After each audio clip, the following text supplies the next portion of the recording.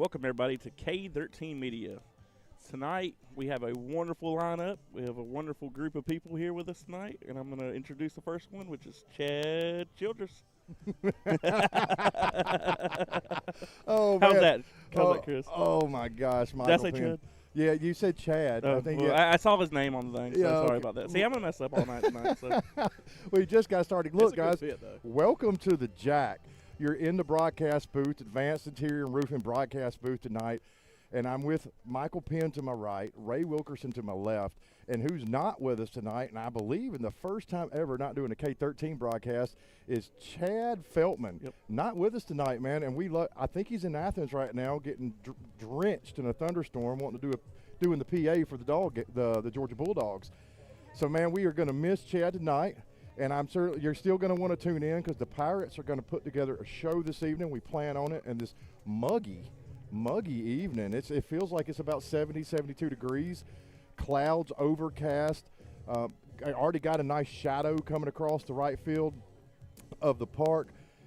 You got the 2019 state champions in the shade in right field, and you got 2022 state champion sign in left field, and full lit bright sunlight. And just in front of them is going to be the McIntosh baseball team.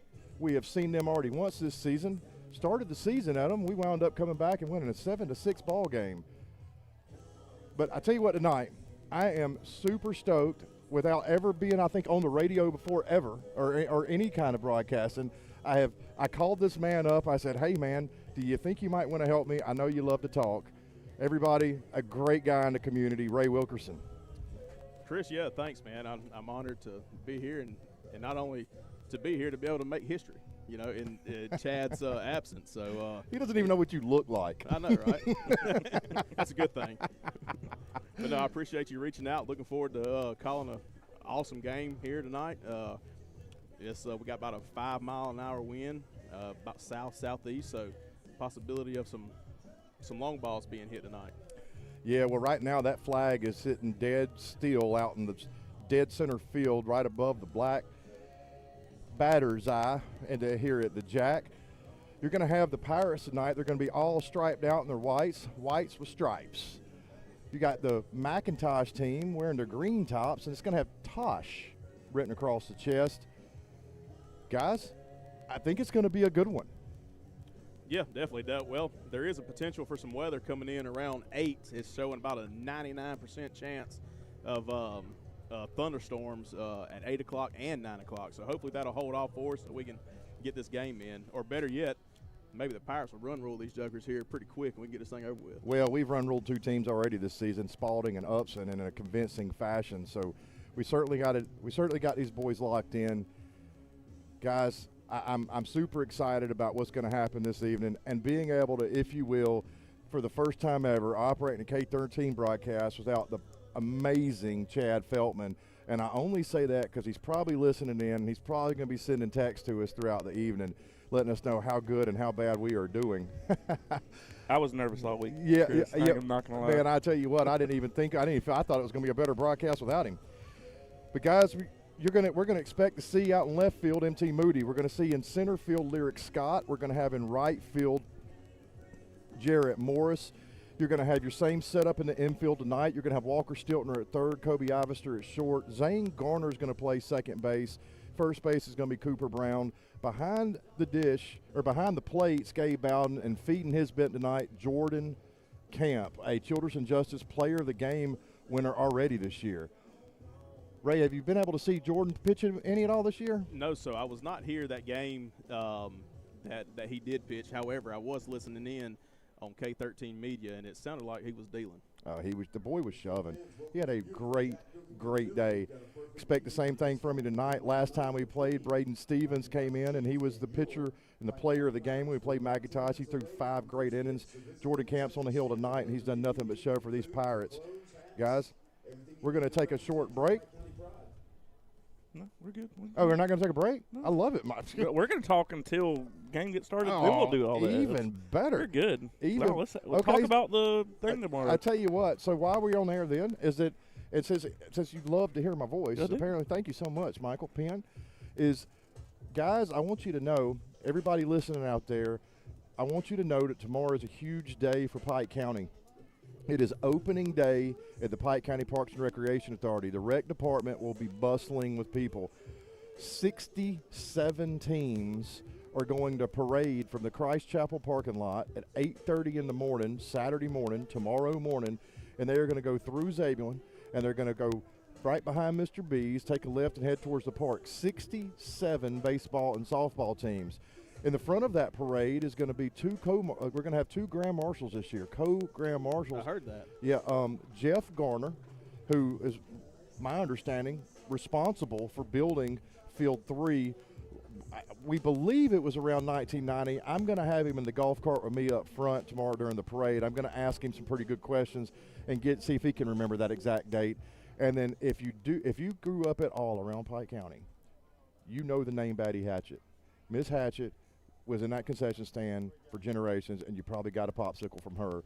So we're going to be dedicating that concession stand to Miss Betty Hatchett. So tomorrow, you get on, line those streets. Miss Hatchett and the family are going to be in front of the parade. Garner's going to be in front of the parade, and 67 teams are going to be behind them as we get over to the Pike County Parks and Recreation Complex. Open the ceremony start about 10 o'clock tomorrow as well? It's going to open at 10. The ceremonies will be at 10, and then we're going to do the best we can to get everything first pitch on all 10 fields by 10:30. Right now, we have behind the plate Bob Harrison, and is that Nick Matlock coming into blue? I want to say this may be his first year bluing for GHSA. You know, that I'm not sure of.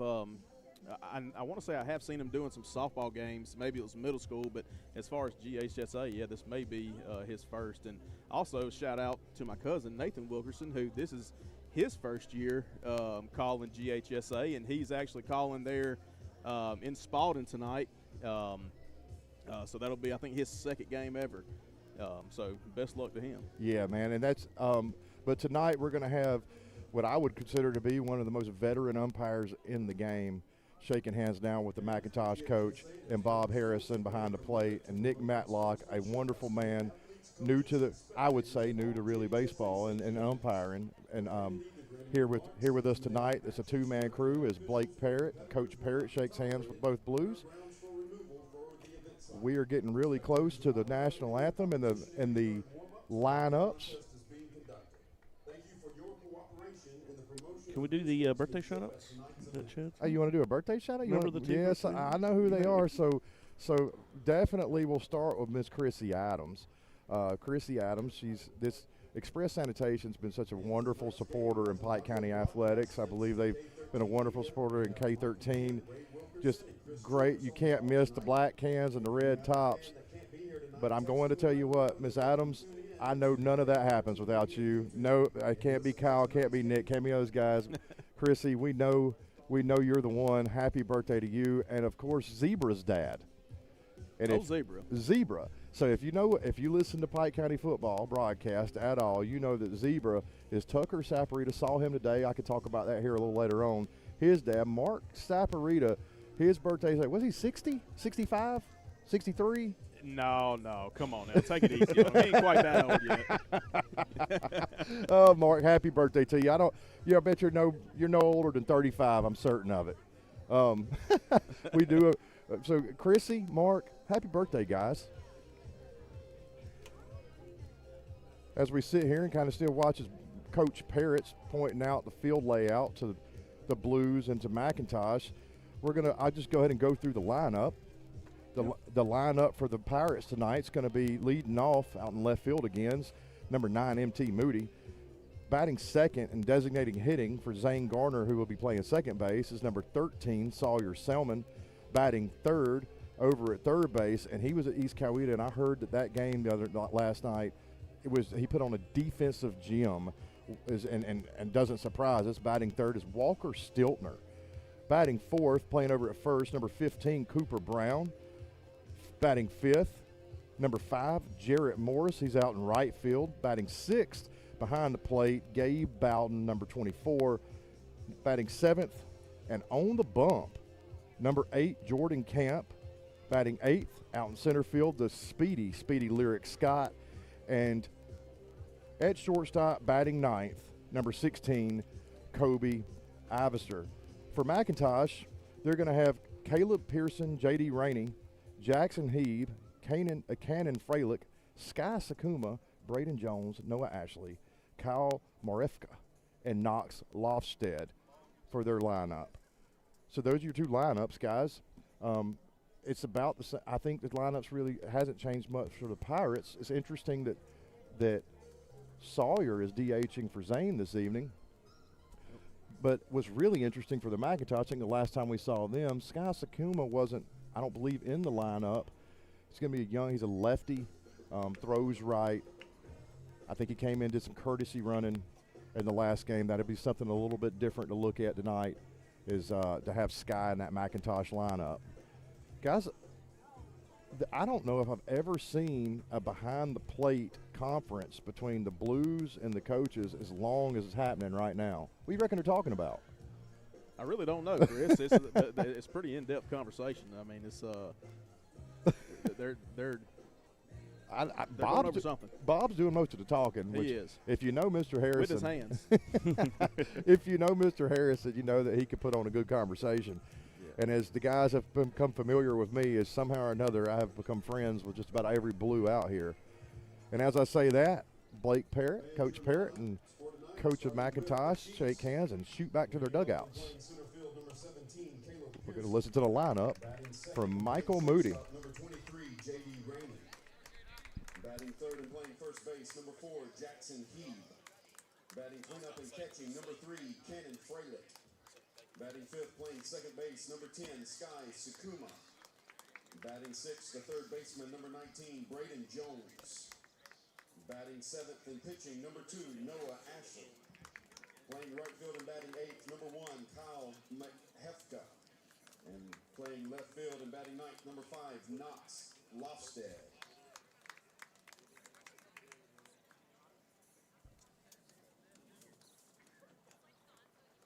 And now, fans, for your 2026 Pike County Pirates.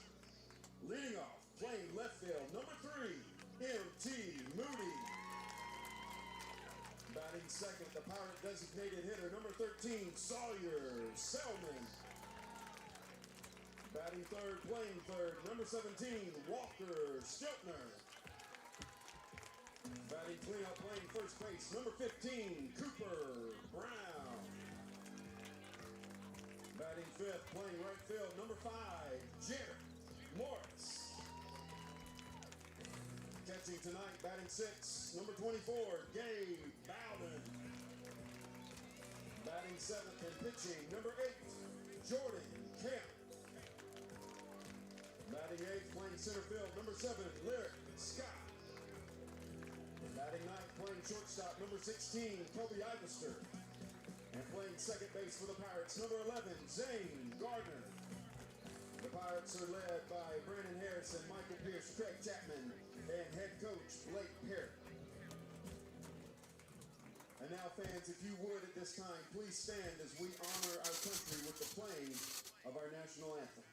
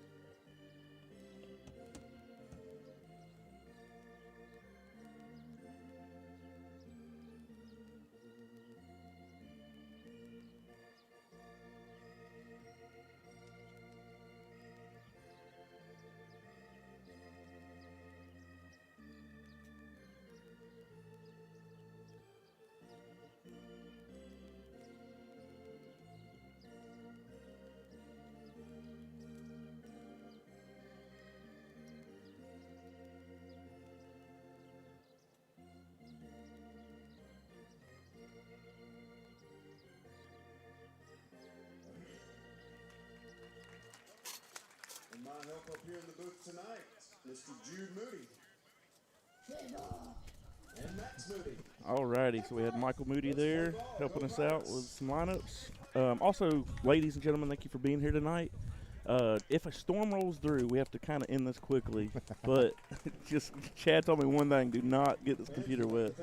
So if it pours down or something, I'm gonna have to close up. But we'll keep you updated on the K13 Media page on Facebook. Well, you know, Ray's already talked that into existence earlier. He was, the 8 o'clock, 9 o'clock, blah, blah, blah. So we're going to have to really run a run rule. And there's one more thing I wanted to make sure I did before we get this set up is I did not give a shout-out to Greg Parrott. Greg Parrott's not with us this evening. He's going to be at the Landslide Fleetwood Mac cover band concert at the Opry House in Griffin. So if you want to go see him, go see some Fleetwood Mac cover. I hear they're really good. But that's where Mr. Parrott's going to be, so I just wanted to shout out to him. And, of course, Michael Moody's going to be right above the top of us on the PA as we now have Jordan Camp on the bump throwing his warm-up pitches to Gabe Bowden. It's good to see Gabe back. Now, did he miss any games, Chris? I know he had an injury there right before season, but actually he was not. I don't believe he played in the McIntosh game. That right. MT Moody was actually behind the plate then.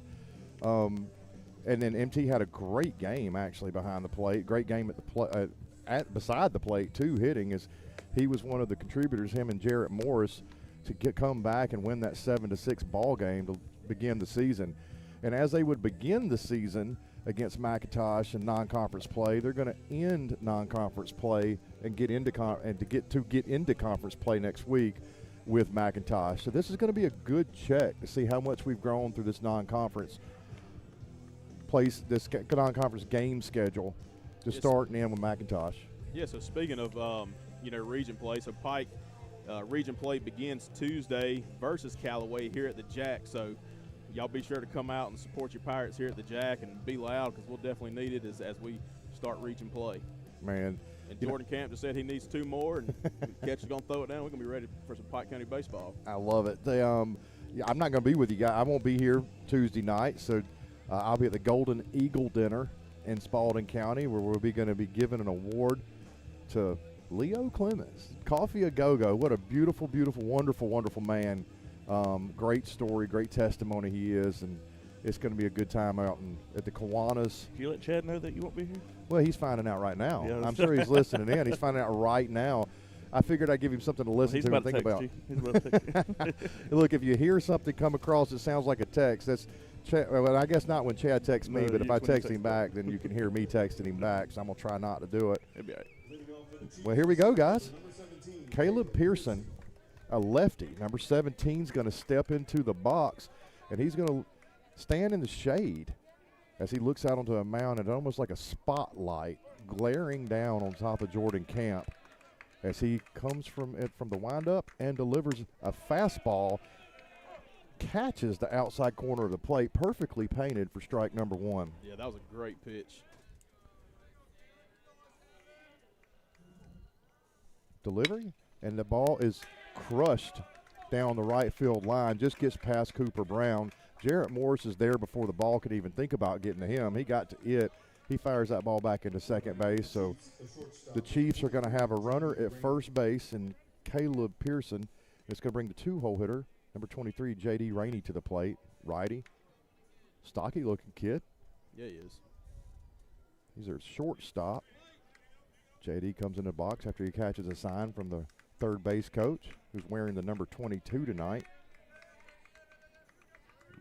Short lead at first. Runner takes off. Throw down to second, and he's going to come into second standing up. Stolen base on the first pitch to J.D. Rainey. Yeah, J.D., he squared up to show bunt there. Pulled it back.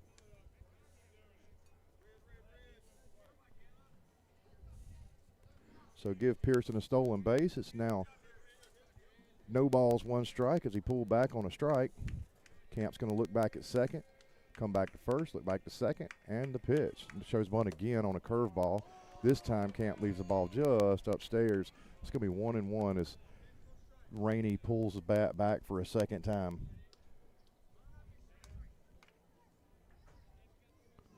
Rainey at the plate. Pearson out at second here at the top of the first inning here at the Jack. Really, this sun, guys, will just be glaring into the left field eyes of MT Moody. Shows bunt again. This time that ball's going to come straight back to the net towards us. Michael didn't even flinch. I'm not scared to take a ball to the face. Yeah, especially when there's a net in front of you, right? Yeah. Well, didn't was it last game? Didn't like the computer take a ball? Yeah, it took a ball. Direct impact. You should have seen Greg the other night here, man. In a JV game, ball came back through the net, and he about jumped through the cinder block wall. This Camp comes set, turns around, and tries to do a little fake little twist inside move back to second base. Nothing really happening. Pearson over at second, didn't even go back and touch second. He's back off the bag now, about 8 feet. This Camp stares down into the mitt of Gabe Bowden. Righty at the plate. Rainey sees the pitch, and it's a curveball that is just missed. Just off the outside of the plate. I guess it was just a good take. So now we got 2 balls and 2 strikes on J.D. Rainey. Yeah, Zane Gardner, he's using his glove there to block the sun. It's just beaming right in the side of his face there. Camp fires a strike on the outside corner of the plate, and J.D. Rainey.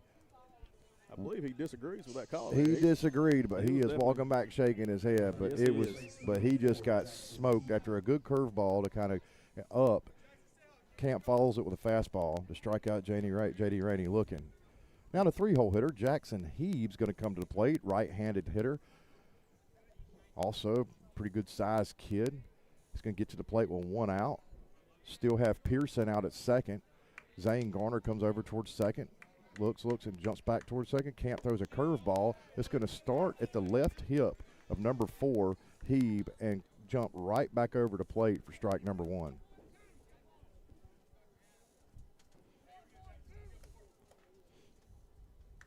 Camp backs off the mound. Camp, nice glove. He's got a red glove and his white stripes uniform with a white top hat. Got to thank Coach Parrott for letting me and Ray be able to grab a couple hats. Michael Penn's head was just a little too big for that.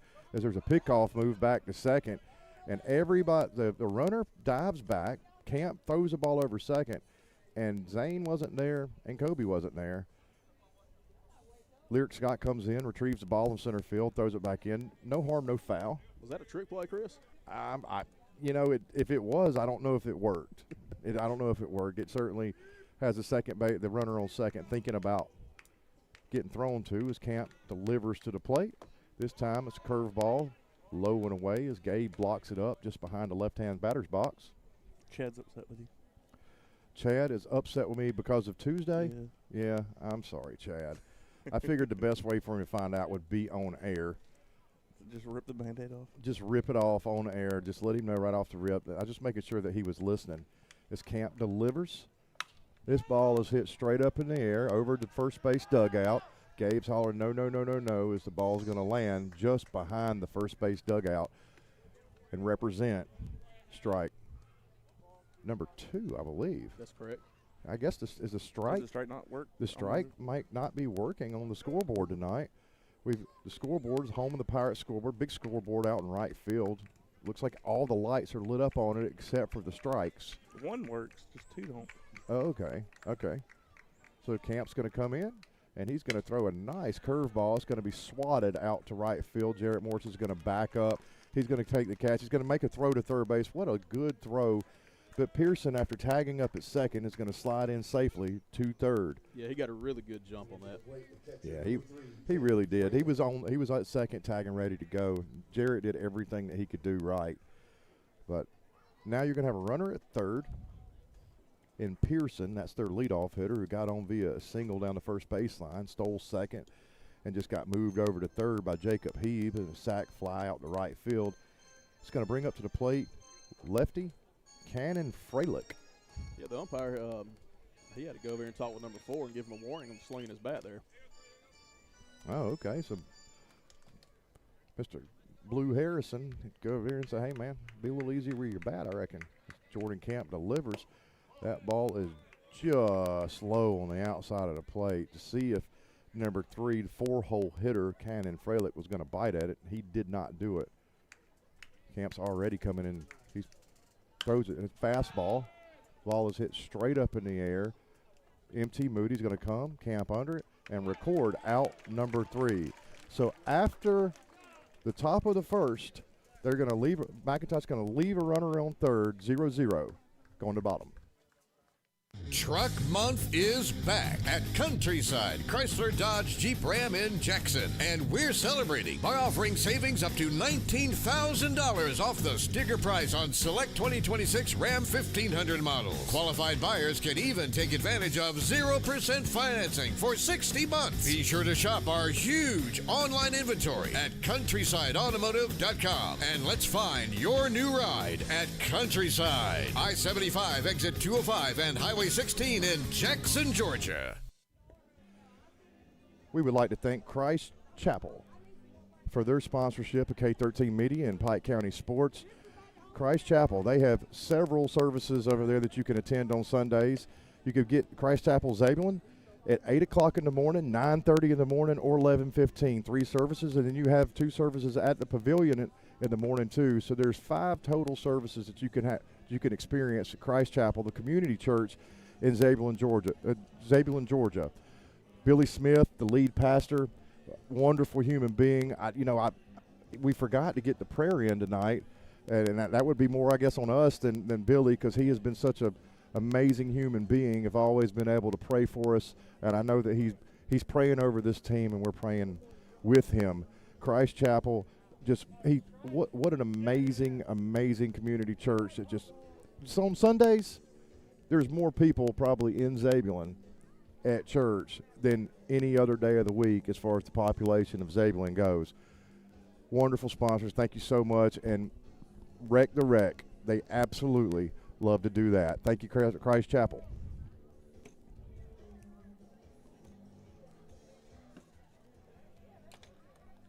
Thank you, Chris. So here we are. Now we're at the bottom of the second inning. We have a lefty on the mound. You know, Chris, and that catcher's name's very fitting behind the plate. You got Cannon Fralick, who seems to have a cannon behind the dish. Well, I'm glad you went ahead and got that out of your system, Ray. Pirates here at the bottom of the first inning. They're going to lead things off with M.T. Moody. Then again, Sawyer Selman. It's going to be DHing for Zane Garner, and the 3-hole will be Walker Stiltner. Lefty delivers. It's going to be up and away to MT is for ball number 1.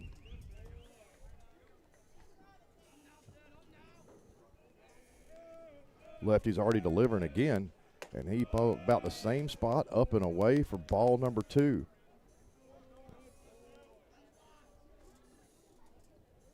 Noah Ashley on the mound.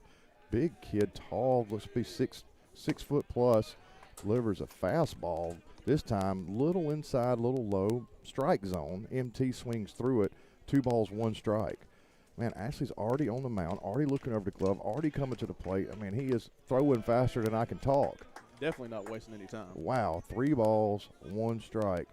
As Ashley now walks off the mound, takes a couple deep breaths. He almost pitches like a closer, just very, very fast-paced.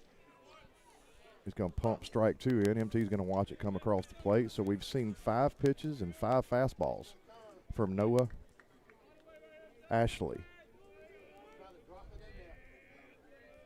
Greg Parrott over next to us. He's not on the radio, but there was something a little off speed. He called it. Mr. Parrott called that. It was off speed, left it up. And after 6 pitches, MT Moody is going to earn a walk, stand over at first. The Sawyer Selman, the lefty on the team, comes to the plate.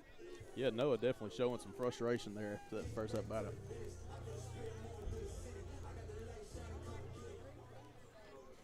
Sawyer Selman. Sawyer left-handed, just a really scrappy young man as he sees the first pitch, and that ball's going to be inside. Seems like so far Noah Ashley is moving fast. He's missing a lot on his arm side. He's a lefty pitcher.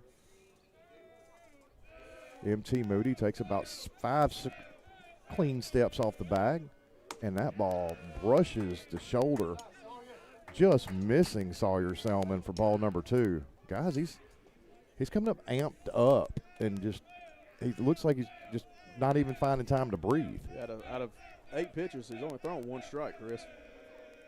He looks over at MT, looks over at MT again, has to step off. Finally took a breath. He took a breath, took a breath. If you can hear the crowd, you could hear you can hear it our dugout, and they are just cheering and cheering, and just, man, it's what an electric dugout we have. Ball comes in. This ball is going to be a little low too, and inside, missing arm side again from Noah Ashley.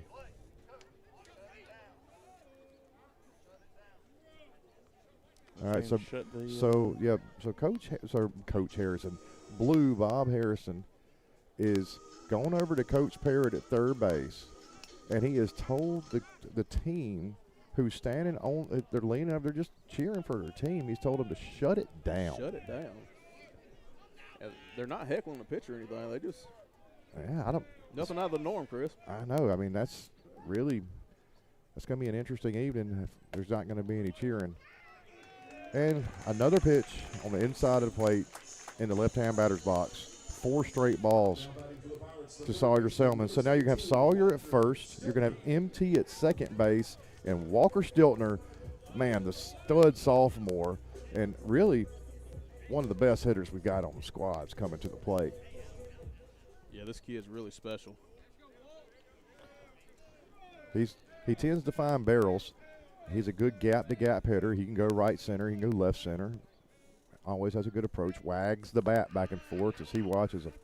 Looks maybe that was a cutter or something. Wasn't quite a fastball nor a curve, but it kind of died right over the plate. And now after about it feels like a million balls in a row, it's going to draw the coach out to the mound for a talk with his pitcher, Noah Ashley. Not only are they drawing a mound visit, they're also sending one to the bullpen, Chris.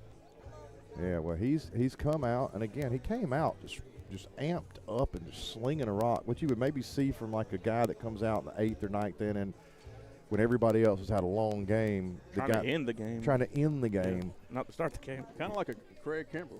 Yeah. Yep. And minus the looking over, bent over, looking over your arm as it hangs to the ground. He's not doing any of that, but. And he kind of looks like Craig himself, don't he? He had, you know what, he does have the Craig Kimbrell kind of look to him. So the coach has had the opportunity to go out, maybe allow Noah to have a couple extra breaths.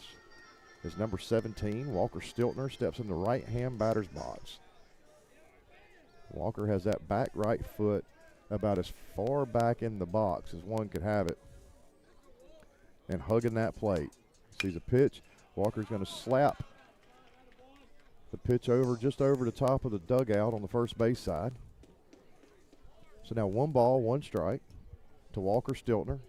Pirates have runners on first and second base here in the bottom of the first inning. Nobody out. 3-hole hitter at the plate. Stiltner's going to show bunt. He's already showing. First baseman's crashing in.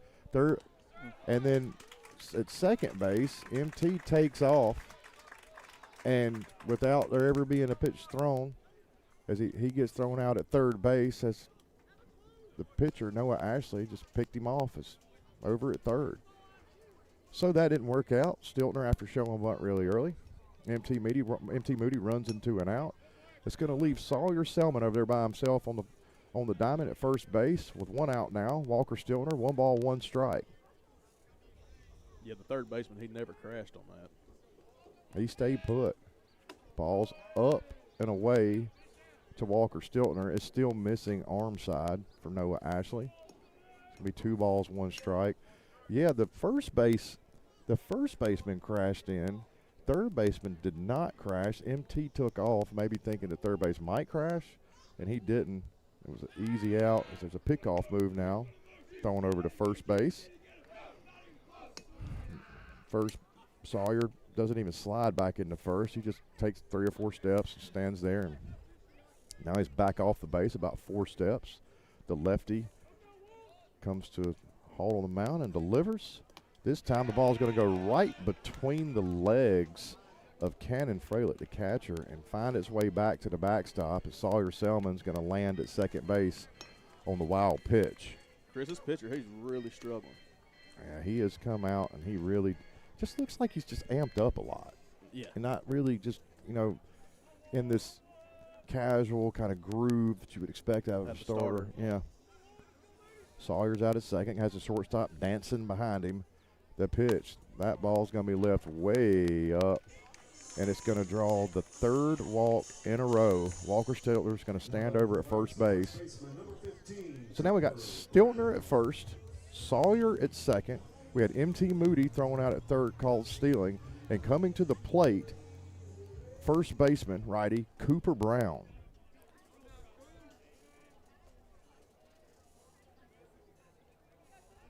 Cooper's another one that can barrel baseballs. Yeah, he's got a cat. And man, if he didn't just try to turn on the first off-speed pitch, I think we've seen by Noah. I believe he took out McIntosh's back door of their bus.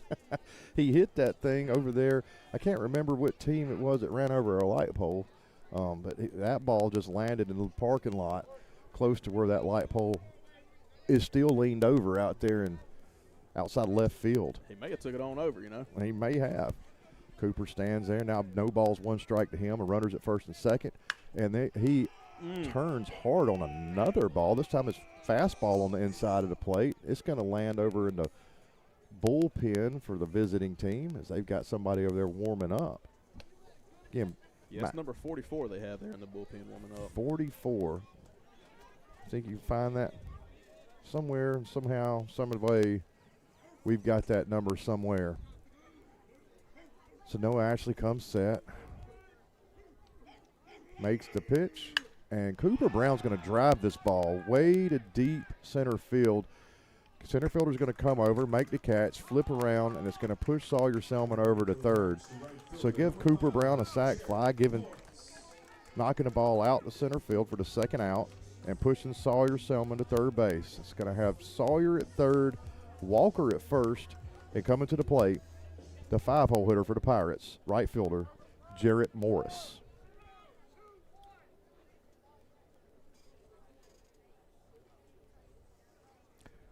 First and third, guys.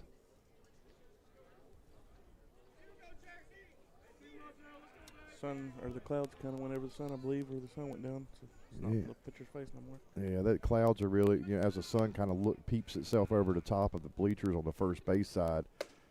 Typically, as this ball misses arm side again from Mr. Ashley. But yeah, usually around this time of night, you're going to have the sun crashing over the top of the first base bleachers. And what that does is it blinds everybody on the left side of the field. Right now, it is complete shadow, complete shade on the field. The lights are on. Beautiful overcast night. And here we go. As the Pirates, Coach Parrott and his sneaky base running tricks, he pulls it off. Let me tell you guys, at first base, Stiltner takes off. The pitcher is sitting set. He goes to try to come off the mound to pay attention to Walker Stiltner running to second, and as soon as he makes the move to go to second base, we crash home with Sawyer Selman. He's going to score on a throw home, 1-0 Pirates, and that is going to do it, guys, for Noah Ashley. Yeah, I was getting ready to ask you, Chris, do you think he's going to make it out of the first inning? Well, we just got that question answered. Is they're pulling the starting pitch, Noah Ashley, and bringing in number 44. Fans now pitching for the Chiefs, number 44, Drew Rachels. So Noah Ashley does get credit for 2 outs. He pitched 2/3 of an inning. And the McIntosh Chiefs are going to put on the mound number 44. Drew Rachel. Drew's a righty. Looks like he's just slapped his glove up like he throws a fastball. He's got a fastball. Looked like he started it off with a changeup, his first warm-up pitch. Chris, did you notice that Blake about scored himself? Yeah. Blake's always an aggressive guy, and we've seen actually this before, the first and third. If you've kept up with the Pirates in the past, we've done it. We pulled that off in the playoffs. At that just trickery on the base paths. Coach Parrott with 2 outs, willing to take that risk to get these Pirates up 1-0, and McIntosh can't even keep their guy on the mound through the entire first inning. Yeah, he was definitely struggling. I mean, consistently, outside. He definitely today wasn't his day. Chris, tomorrow, if I ain't mistaken, the Jack is going to be hosting the JV for a doubleheader, right? So I don't know if they're here. I think that the JV team is away. I'm not going to. My son plays on the squad. I should know these things, right? But I'm not going to be able to be involved because I'm going to be over there at opening day. His mom's going to be hanging out with Ty. but I do believe it's away tomorrow. Is it? Yeah. Okay. We would have a schedule typically over here on us as we have Rachel still warming up on the mound. He's going to come to the mound here in the bottom of the first inning. He's going to inherit a runner out at second as Jarrett Morris steps up to the plate representing a 5-hole hitter. And correction, the ninth grade is going to be here for a doubleheader tomorrow. Ninth grade's here. Ninth grade. So ninth grade's here at the Jack. Guys, if y'all are in Zebulon, you're not watching, you can't get enough baseball over at the rec department, you can get some baseball here at the Jack. I believe they moved those times to 12 and 2 maybe. It was 10 and 12. Delivers a pitch, and Jarrett Morris is going to rope a ball out to right center field about 12 feet off the right field line, and he's going to walk into second base, trading places with Walker Stiltner as Stiltner touches the plate to score Pike County's second run, 2-0, Pike County Pirates. Well, that didn't work out so much for the pitcher, as that's going to clean up the bases, clean up the night for Noah Ashley, as Walker Stiltner is going to come across the plate, give that run to Noah. So now we have Gabe Bowden, our catcher, comes to the plate, 6-hole hitter, and he's going to have Jarrett Morris out at second base. The pitch, and Gabe swings right over the top of a really nice-looking slider, working right off the right-hand batter's box into across the plate. Yeah, that was definitely a great pitch.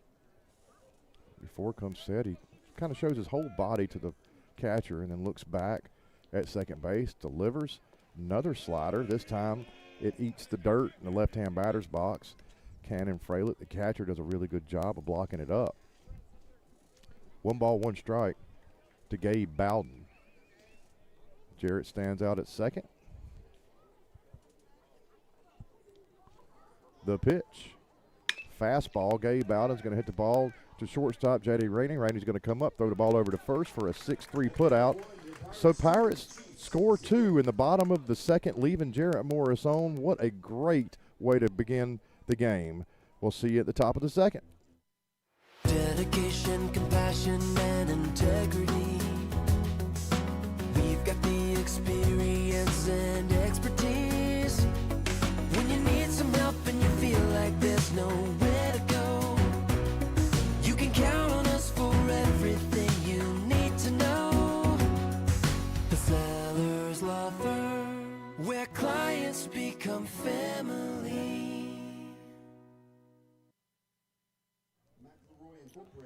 We'd like to give the Express Sanitation Services a readout. Express Sanitation offers a number of residential trash pickup services for those living in Pike County and Spalding counties, including curbside and backdoor pickup. Quarterly rates at just $86. Have a lot of trash that you need hauled away? Express Sanitation also offers dump trailers rental by the day, starting at just $150. For more information on all other services or to pay your bill, visit expresssanitation.com. Well, fantastic job, Michael Penn, reading off Express, as Coach Parrott used to be a catcher for these Pirates way back in the day, and he was trying to warm up Jordan on the mound, and he's much better coach now than a catcher, as he misses that warm-up pitch from Jordan Camp. It looked like it was right on the outside of the plate. Shouldn't have missed it. You know, as I understand it, I believe Coach Pierce, assistant coach, and Coach Parrott both played for the Pirates around the same time. And I want to say maybe at that time they were first basemen. If Greg Parrott was here, he would be able to tell us more about that. Greg did stop by for a second before he left to go to the Opry House to tell me I talk too much. That's accurate.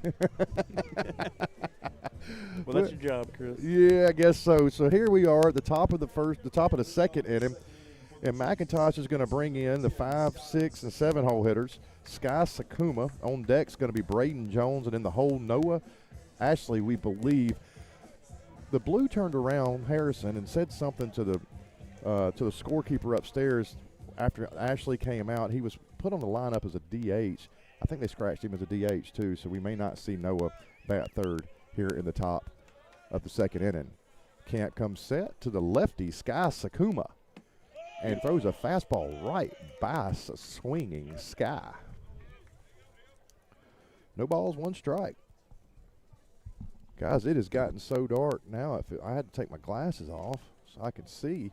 I mean, it's typically we're pretty bright, but these clouds have created a nice shade as Sky Sakuma is going to pull the ball out in right field, and Jarrett Morris is going to run back and casually make the first out catch over his left shoulder. Great catch by Jarrett out and right. Yeah, he definitely got a really good jump on that baseball. He read it well off the bat.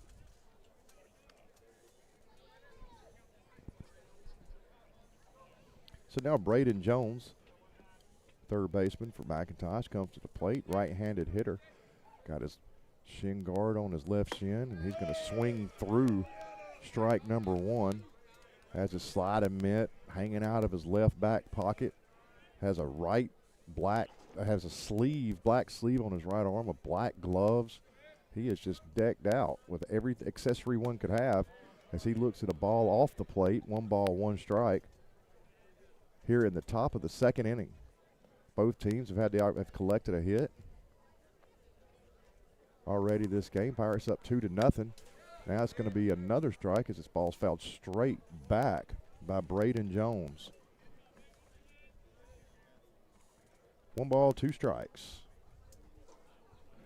Yeah, on deck's going to be is number 44, Drew Rachel. So even though Noah Ashley came in and was as Gabe Bowden blocks a ball, lands about 57 feet in front of the plate. It's all speed pitch for the second ball of the AB.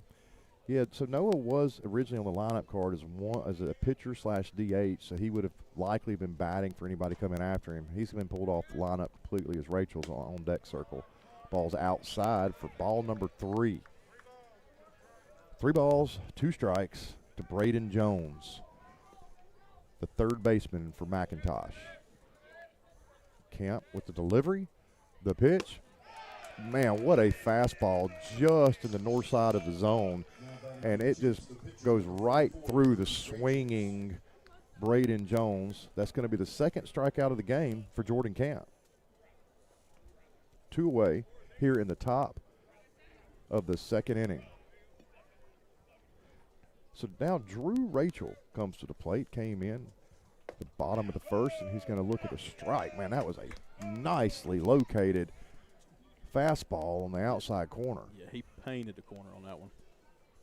Rachel's going to see another fastball come in this time. It spiked a little bit, and Jordan maybe hit a hole or something out at on the mound. Yeah, if you notice, he slightly changed his delivery too. He brought his arm way back and kind of pumped the baseball before making his delivery there.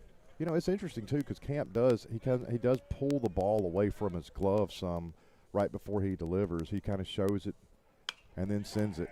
And he sent that one as Rachel sends it straight back to the net towards the bleachers on the first base side. Ended up to the left.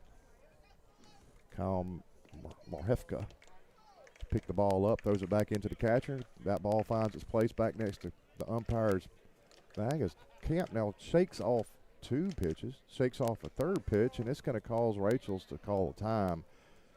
So everybody get it together here. Jordan Camp really must be have in his mind locked in what he wants to throw here. I feel like it's a fastball. And oh man, he throws a nasty breaking ball. It's going to be a ball. Just low. Yeah, it was just low in a way, maybe a little bit. But that might be the first time we've seen that 12-6 breaking ball from Jordan Camp. The pitch. This time it's up, fastball, pops the mid of Gabe Bowden. 3 balls, 2 strikes to Drew Rachel. You think he's going to elevate again right here, try to get him to chase? I think you're going to see a fastball right There it here. is. And you do, and it's up. It's elevated just as Ray Wilkerson stated. So Drew's going to find himself over at first with the 8-hole hitter for McIntosh coming to the plate, Kyle Marhefka. It's going to be a courtesy runner for their pitcher, number 44 coming off, number 21 coming on. First base for the pitcher, number 21, Jaden Patel. Jaden Patel's going to be the courtesy runner for McIntosh. It's interesting they've got Tosh written across their shirts. So it's just, you know, Man, Patel flies off first base. Oh, he's aggressive. Man, he is out there just running around at first base like just somebody on a yo-yo. It would definitely be a good one for Gabe to try to do a little back pick on here. Yeah, well, it didn't distract Jordan because Jordan actually just did a Oh. great pickoff move. Yeah, he As picked Patel up on that. He certainly did and got Patel flying back and sliding back into first base. Well, Camp's thrown a strike already. You know, In the middle of all that, it's no ball, one strike, and this ball is way up and over the top of Gabe, and Patel is going to find himself at second. So I do believe Patel probably did get in Camp's head a little bit. yeah, he's a very aggressive base runner. I mean, he rounded second like he wanted to go to third there. So he is way off the second base, dancing around. Zane comes over towards second, pops back over into normal position as Jordan Camp pulls the string this time for the second strike. 1 ball, 2 strikes. He swung out of his shoes there. He dang sure did, man. That was a beautifully located changeup by Jordan Camp. 1 ball, 2 strikes, 2 outs, top of the second inning, runner at second base. Camp looks, and delivers. Ball's just low and outside. You know, Gabe's doing a really good job tonight behind the plate blocking up these balls. Yeah, Gabe Bowden, yeah, he missed that first game that we played at McIntosh. He tried to eat a baseball. Literally. He tried to eat a baseball in the batting cages. Didn't really work out for him. He only missed a couple games. Strong young man, resilient young man. As Camp brushes back, Kyle Hefka. Wow, that ball was up and in. And here we are again, another full count for Jordan Camp to the 8-hole hitter. Got a runner out at second base. Full count. Camp delivers, and man, he throws a nice fastball just on the outside of the plate, and Marhefka did everything he could do to fight that off, and he just threw the barrel out there and pushed the ball over towards the first base dugout to live to see another pitch. Chris, this Patel kid, he's definitely, it's almost like it's careless base running. Yeah, man, it's like an anxiety attack out at second base for sure on the base pass. Camp looks back at him, stares at Zane, turns around, delivers, throws a nice off-speed pitch, and again, Marhefka does a good job of just sticking that barrel out there and fighting that pitch off. The ball fouled straight back kind of towards us, chopped back towards us, that is. So good battle here between Marhefka and Camp. Patel goes flying off of second base. The pitch, fastball, top of the zone, and again, fouled straight back by Marhefka. I believe this is the 9th pitch of the at-bat, guys. Here in the top of the second inning, 2 away. There was a pop out to right field. There was a strikeout. Runner gets on by, this time the ball's going to go right over the top of Mahefka's head for ball number 4. So now you're going to have runners at first and second. Marhefka at first. Patel at second base. And the 9-hole hitter, Lofstad. Knox Lofstad comes to the plate. Righty has a bat way up in the air, high bat positioning. Stands in the right-hand batter's box, a little bit of an open stance, as he's going to see a ball up and in for strike number 1, or for ball number 1, that is. Yeah, it looks like this inning here, he's kind of been leaving quite a few baseballs high. Yeah, you know, he got those first 2 quick outs through the pop up and the strikeout, and then really when Patel got on after that walk, and then after that long AB right before him, as Camp blows one right back by number 5, Knox Lofstad. But that last AB was several pitches, 9 or 10 pitches. Now he's got Knox, 1 ball, 1 strike. Runners first and second for McIntosh. Jordan Camp's going to step off. Knox is going to step back out off the plate, take him a practice swing, twirl the bat right in front of him as he steps back into the box. Camp comes set. Patel out there dancing around like he's on. And then Camp got him. Got him. Oh, they called it safe last minute. Oh, wow. Camp turns around as Patel's out there bouncing around and goes to pick off Patel. The throw beats him back by 2 or 3 feet. Yeah, right. And it looked like Zane put the tag down and everything. The blue Nick Matlock is right on top of the bag making the call. Everybody is about to run off the field. The ball's being rolled back to the pitcher's mound, and Nick Matlock, as casual as one could do it, throws the safe sign up, and Blake it brings Coach Parrott out. Yeah, at first, Nick did kind of hesitate. Yeah. I mean, there was some hesitation there. Like, he wasn't sure, but he definitely caught him safe. And he certainly did. I don't know what the tag must have been missed. That must be the reason. Everything else was spot on there for the out. So it just must have been the tag. Coach Parrott doesn't ask for any help. There's really no help that Blue behind the plate can give here. It's going to be Matlock's call out at second. So now 1 ball, 1 strike. The pitch, and it's a fastball hit to Stiltner. Stiltner is turning around, and he's going to run over and tag third base for the 3rd out of the inning. McIntosh is going to leave 2 on. Moving into the bottom of the 2nd, Pirates up 2-0. Roofing, gutters, concrete, fencing, siding, and painting. That's just a sample of the services offered by Advanced Roofing and Interiors. Advanced Roofing and Interiors is also a Master Elite certified company. Only 2% of all roofing companies in the U.S. can say that. They also offer the best warranties in the business. 25 years on labor, 50-year manufacturer warranties. If you need work done around your home, office, or church, go with the best. Advanced Roofing and Interiors. Again, thank you for being here with K13 Media. We'd also like to thank Henson's Outdoor Services, locally owned lawn care, offering mowing, pine straw, and gutter cleaning. On time, dependable, and detail focus. Book today. Your home will thank you. Remember, your lawn's messy. Your gutters are worse. Thankfully, Henson Outdoor Services fixes both. Call today before your HOA does. Well, you know what I heard in the break, guys. Michael Moody upstairs shouting out everything that's in the concession stand, and he said that Ryan Landry had some barbecue sandwiches in that concession stand. And guys, if we're going to have to figure out a way to get a few of those. I will tell you this: if there's Brunswick stew involved, I'd get up and leave you guys. Well, usually the concession stand folks are in there; they're listening to everything that's going on out here and listening to the K13 broadcast. So I am hoping that maybe they open this front window and they hand out about 3 of those bad boys, and we're going to figure out how to let y'all hear us chew on them as we call this game. Rachel's going to come back to the mound. He's going to do 7, 8, and 9 for the Pirates as Jordan Camp stands to the plate. Camp's going to watch a strike curve right over the inside of the plate for strike number 1. Pirates got Jordan at the plate. On deck's going to be Lyric Scott, and in the hole, Kobe Ivester here in the bottom of the 2nd inning.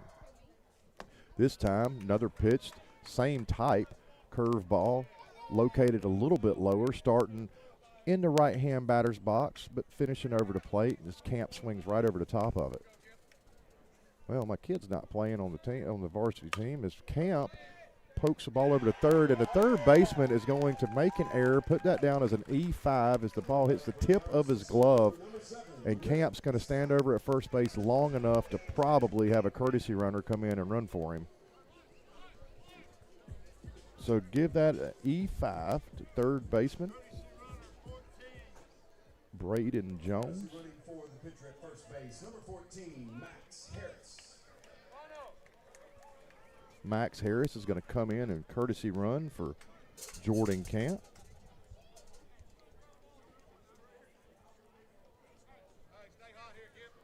Lyric Scott now coming to the plate. Lyric has been just a bolt of light, and as Max Harris takes off already, catcher comes up, and I tell you what, Max Harris on the first pitch, the ball did come in just a little bit low to him, steals that base by about 2 seconds.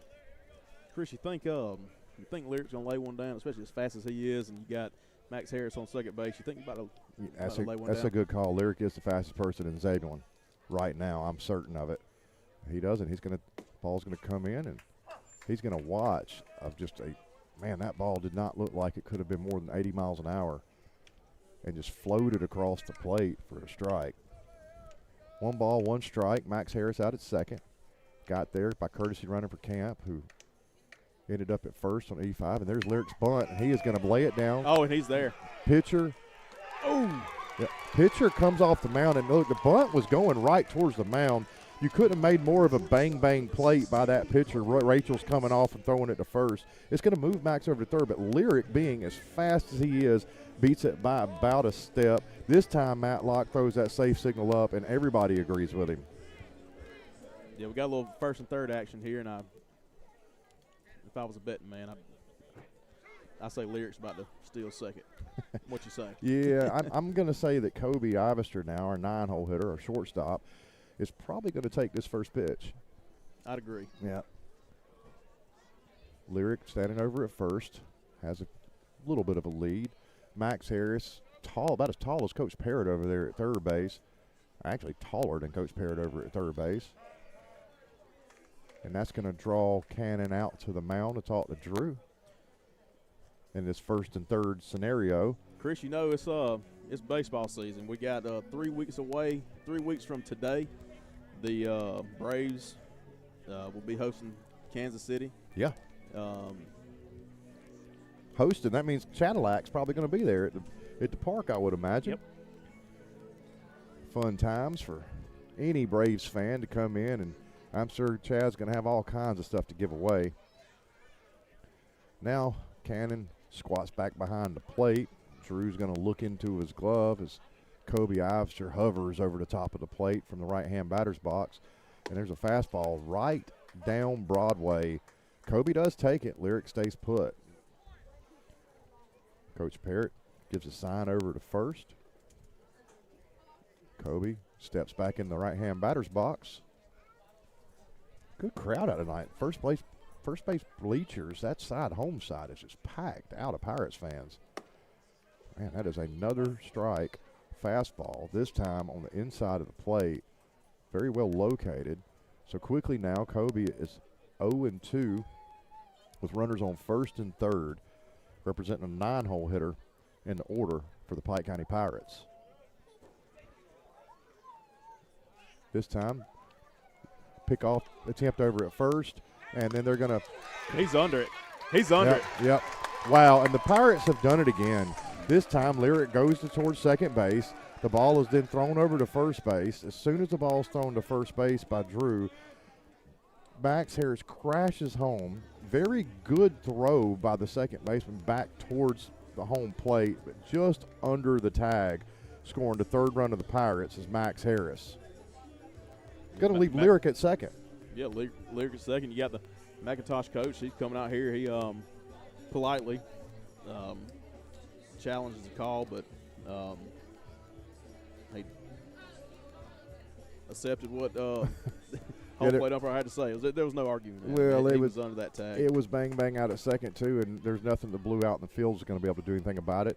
Just like there was nothing a home plate umpire was going to do anything about it, and that questionable call earlier in the evening by the field blue is this time Kobe swings right over the top of strike number 3, and the catcher drops the ball. It finds the dirt, so Kobe takes off towards first base, and because he took off to first base, because the ball hits the dirt on the swinging third strike, it allowed Lyric to run from second to third, so he advances on the drop third strike. And the first baseman, he didn't even attempt to make a throw over there. There's no way you're going to. No, you're not getting there. So now we're back to the top of the lineup. MT Moody comes to the plate last time up. MT got on via a walk, was thrown out at third trying to steal. This time the ball's a little bit low to MT. He's going to have Lyric Scott standing over at third, would represent the 4th run of the game for the Pirates. Pirates currently up 3-0 off of 2 hits. 1-0 to MT Moody. Man, a fastball just blazed in the top right hand of the zone, just towards the left-hand batter's box. MT's going to foul it straight back.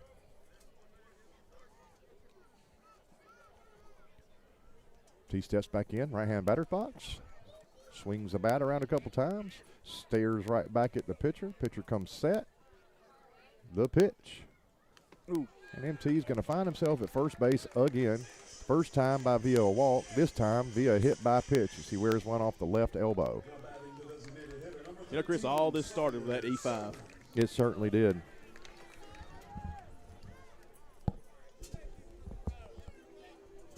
So there's one out now here in the bottom of the second inning. Drew Rogers has come in. He has a second, Drew Rachel has come in. He's the second pitcher for McIntosh. Noah Ashley started for McIntosh. He pitched 2/3 of an inning before he came out on a snazzy little base running that started then that got him, that created the first score of the game. Rachel's now is going to stand on the mound with one away. There goes the base runner towards second base. Man, I tell you what, the Pirates are putting on a base running clinic. This time, MT runs to second. All that the pitcher can do is step off. He looks back, and they just give MT second base because they knew as soon as he go to throw it to second, Lyric standing at third, he would have crashed home. So there's lit MT half second. Runner second, third to the lefty Sawyer Selman. Infield's in. Sawyer Selman on an infield in hit, squeezes it between first and second base, and it's going to score Lyric Scott for the 4th run. 2 runs scored in the bottom of the first, 2 runs now scored in the bottom of the second. Now runners at first and third for the Pirates. Yeah, I believe right there that infield in could have hurt them right then. You know, if they would have been playing straight up, there may have been a chance for that second baseman to make a play there.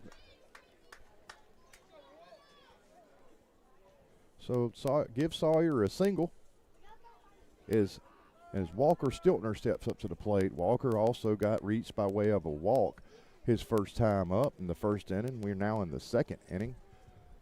Walker's going to look at runners on first and third. You wonder if they're going to do some more sneaky base running here with one out.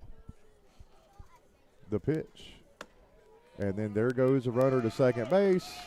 And he's just going to stand at second base. McIntosh is completely bewildered by what's happening on these base paths. These white jerseys are going straight brown, by the way, and I love it. Oh, yeah. That's what I love about white jerseys. Sorry, go ahead, Ray. No, man. You're making a point. These striped up white jerseys, man. I think all these players have had the opportunity to get in the dirt with them by now. As Stiltner has runners on second and third. Here's the pitch. Breaking ball just off the plate. 2 balls, no strikes. 1 out here in the bottom of the second. 4-0 Pirates. They got infield in again, Chris. Yeah, they are. You do have a bunch of green jerseys on top of some green grass playing in. Outfield's about straight away as it gets. This pitch is on in. Ooh, it looked like it was an inside pitch. It was close. I mean, there for a minute, I thought it was going to hit him. Yeah, Blue Harrison calls it a strike, so now it's 2 balls, 1 strike. It was a good take for Walker. You're not going to want to swing at that, being no strikes already. Stiltner comes set, wagging the bat. He sees another curveball. This was a better pitch and probably another one he doesn't want to really swing at, as he doesn't. Watch strike number 2. Stiltner now 2 balls, 2 strikes. Runners on second and third, 1 out, bottom of the second. Infield still in, outfield straight away, and left, center, and right. And Walker Stiltner is going to watch strike 3 on a very nice-looking slider from Drew Rachel. Now up to bats, Cooper Brown. Cooper hit a towering fly ball to center field in the first inning. Ended up being an out, but it was a good barrel. Prior to barreling that ball, he put about 3 foul that would definitely cleared that left field fence, no doubt. Now let's see if Cooper can do some damage right here. The 2 away, and he swings right through a fastball. I think he was right under it. Just missed under it. You're right. Cooper, our 4-hole hitter, our first baseman. The righty drops the bat over his shoulder, lets it rest for a second, picks it up, waits the pitch. And he smokes a ball right back up the middle, and easily MT Moody's going to score, and easily Sawyer Selman's going to score. That's a 2 RBI single by Cooper Brown, putting the Pirates up now here in the bottom of the second inning, 6-0, guys.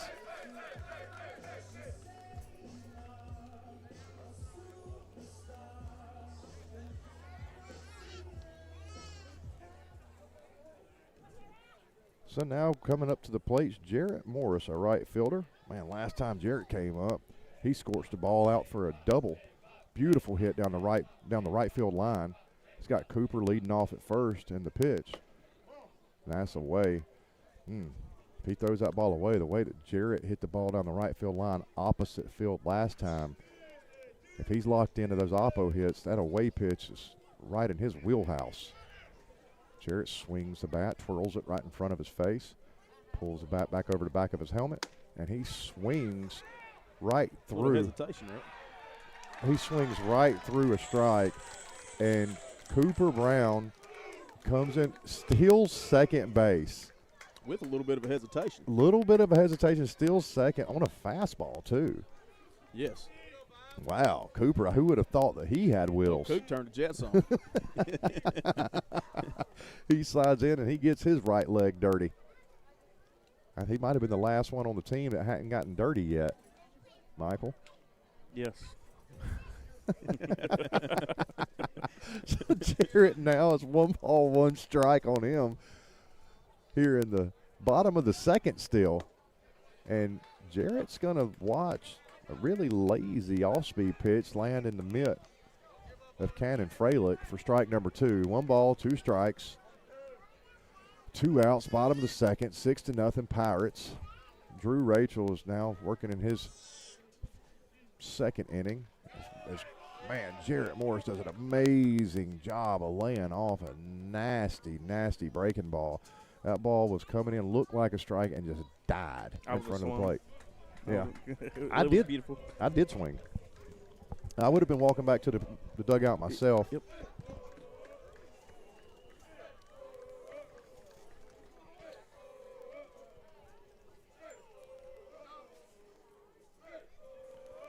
Here comes the pitch. And Jarrett is going to go sit down and for the 3rd out of the inning. Pirates put 4 more on the board here in the bottom of the second. 6-0, moving to the top of the 3rd. Top-rate electrical repair and installation can make all the difference in your home or business. That's why you need the best in the business. Enlightening Electric. They're available 24/7. Licensed, insured, and bonded, and provide the very best electrical services. See for yourself. Just 1 click to enlighteningelectric.com will show all the services they offer. Free estimates are also available. Experience and expertise. It's not just electric, it's Enlightening Electric. I want to thank our next sponsor, Childress and Justice, the voice of the K13 media. Fantastic lawyer. And, Chris, what you got to say? Look, man, I'm just going to tell you, self-promotion is something that I've got to get better at. I certainly do. I'm not joking. I'm the law firm without the jingle, right, is what we were joking about. Without the jingle. No, I'll tell you what, we have offices in Macon and Zebulon and a great staff.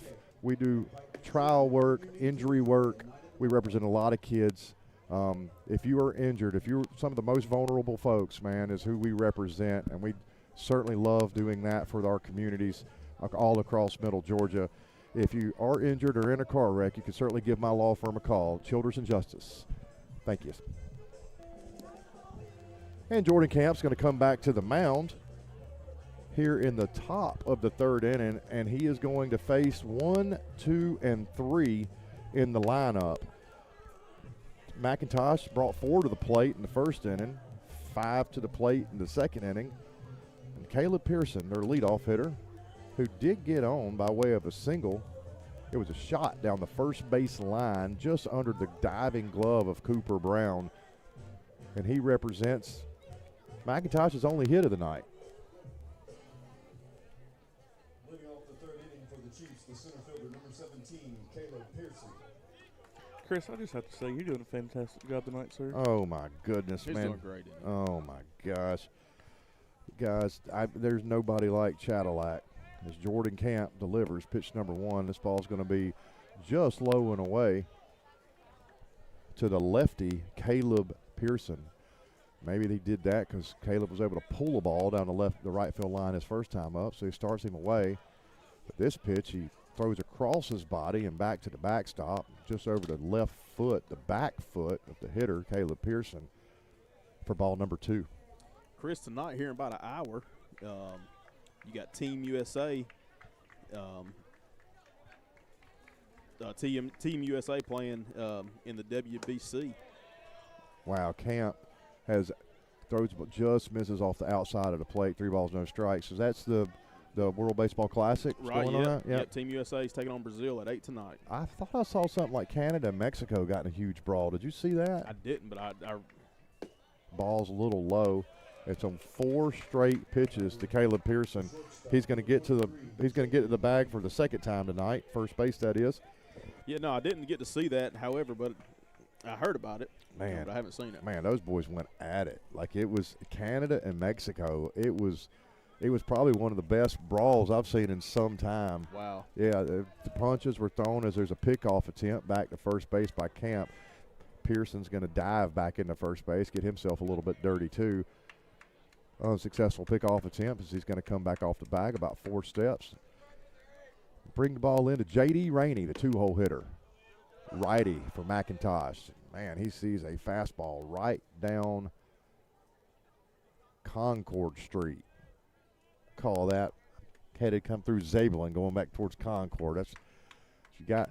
That's here at the square. And, man, Jordan Camp with that quick little inside move back over to first base. It really looks like he pulls the ball out of his right-hand pocket. He likes to start on the mound and carry the ball right at his right hip. And this time, the ball swung through a strike. And, wow, Gabe Bowden comes up on the fastball and throws a laser to second base. This time, Matlock, the blue out at second, does not throw up the safe sign. He punches him. Punched him out for the first out of the inning. So we gave him a free pass on 4 pitches, and 2 pitches later, he's thrown out at second base. Nobody on now for the shortstop, J.D. Rainey.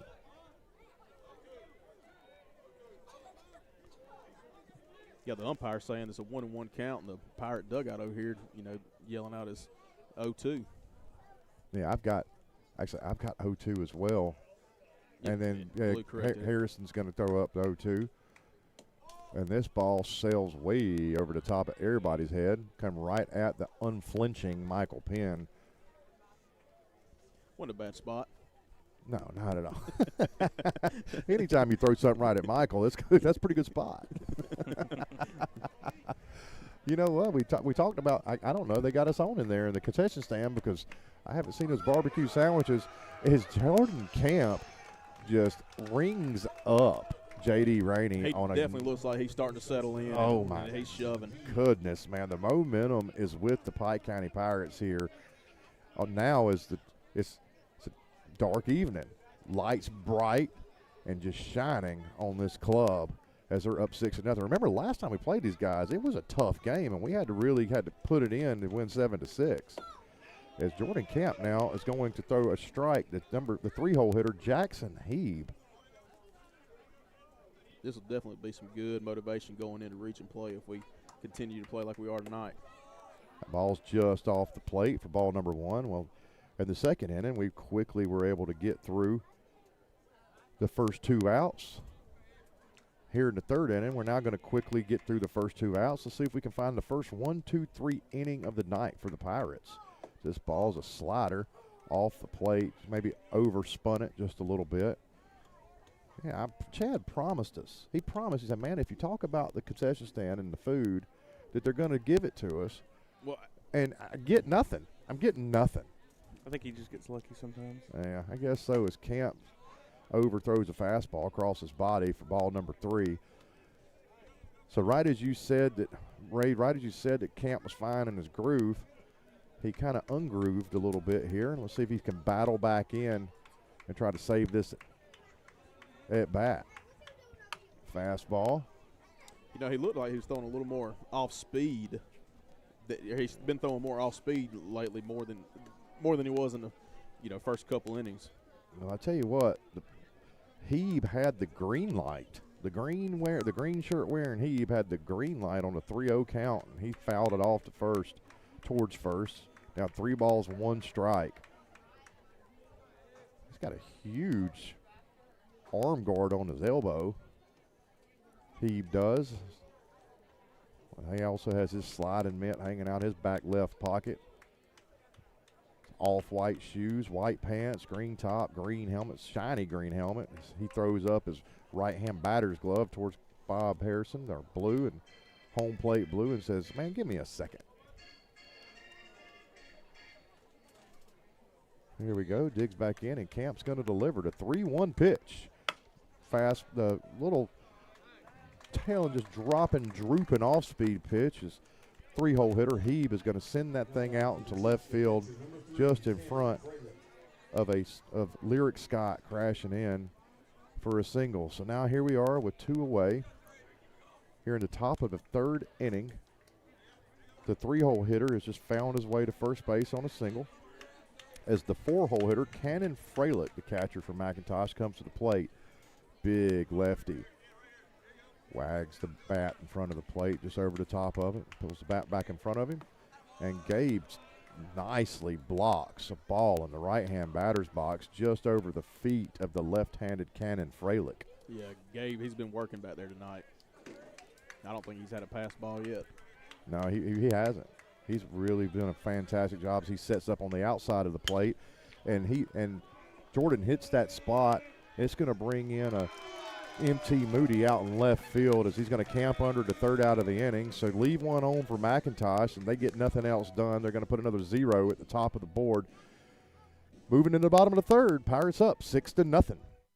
The President's Day sale event is going on now at Countryside Chrysler Dodge Jeep Ram in Jackson, and we're celebrating by offering savings up to $13,000 off select 2025 Jeep Wranglers. Qualified buyers can even lease a new 2025 Jeep Gladiator for as little as $299 a month. Be sure to shop our huge online inventory at countrysideautomotive.com, and let's find your new ride at Countryside. I-75 exit 205 and Highway 16 in Jackson, Georgia.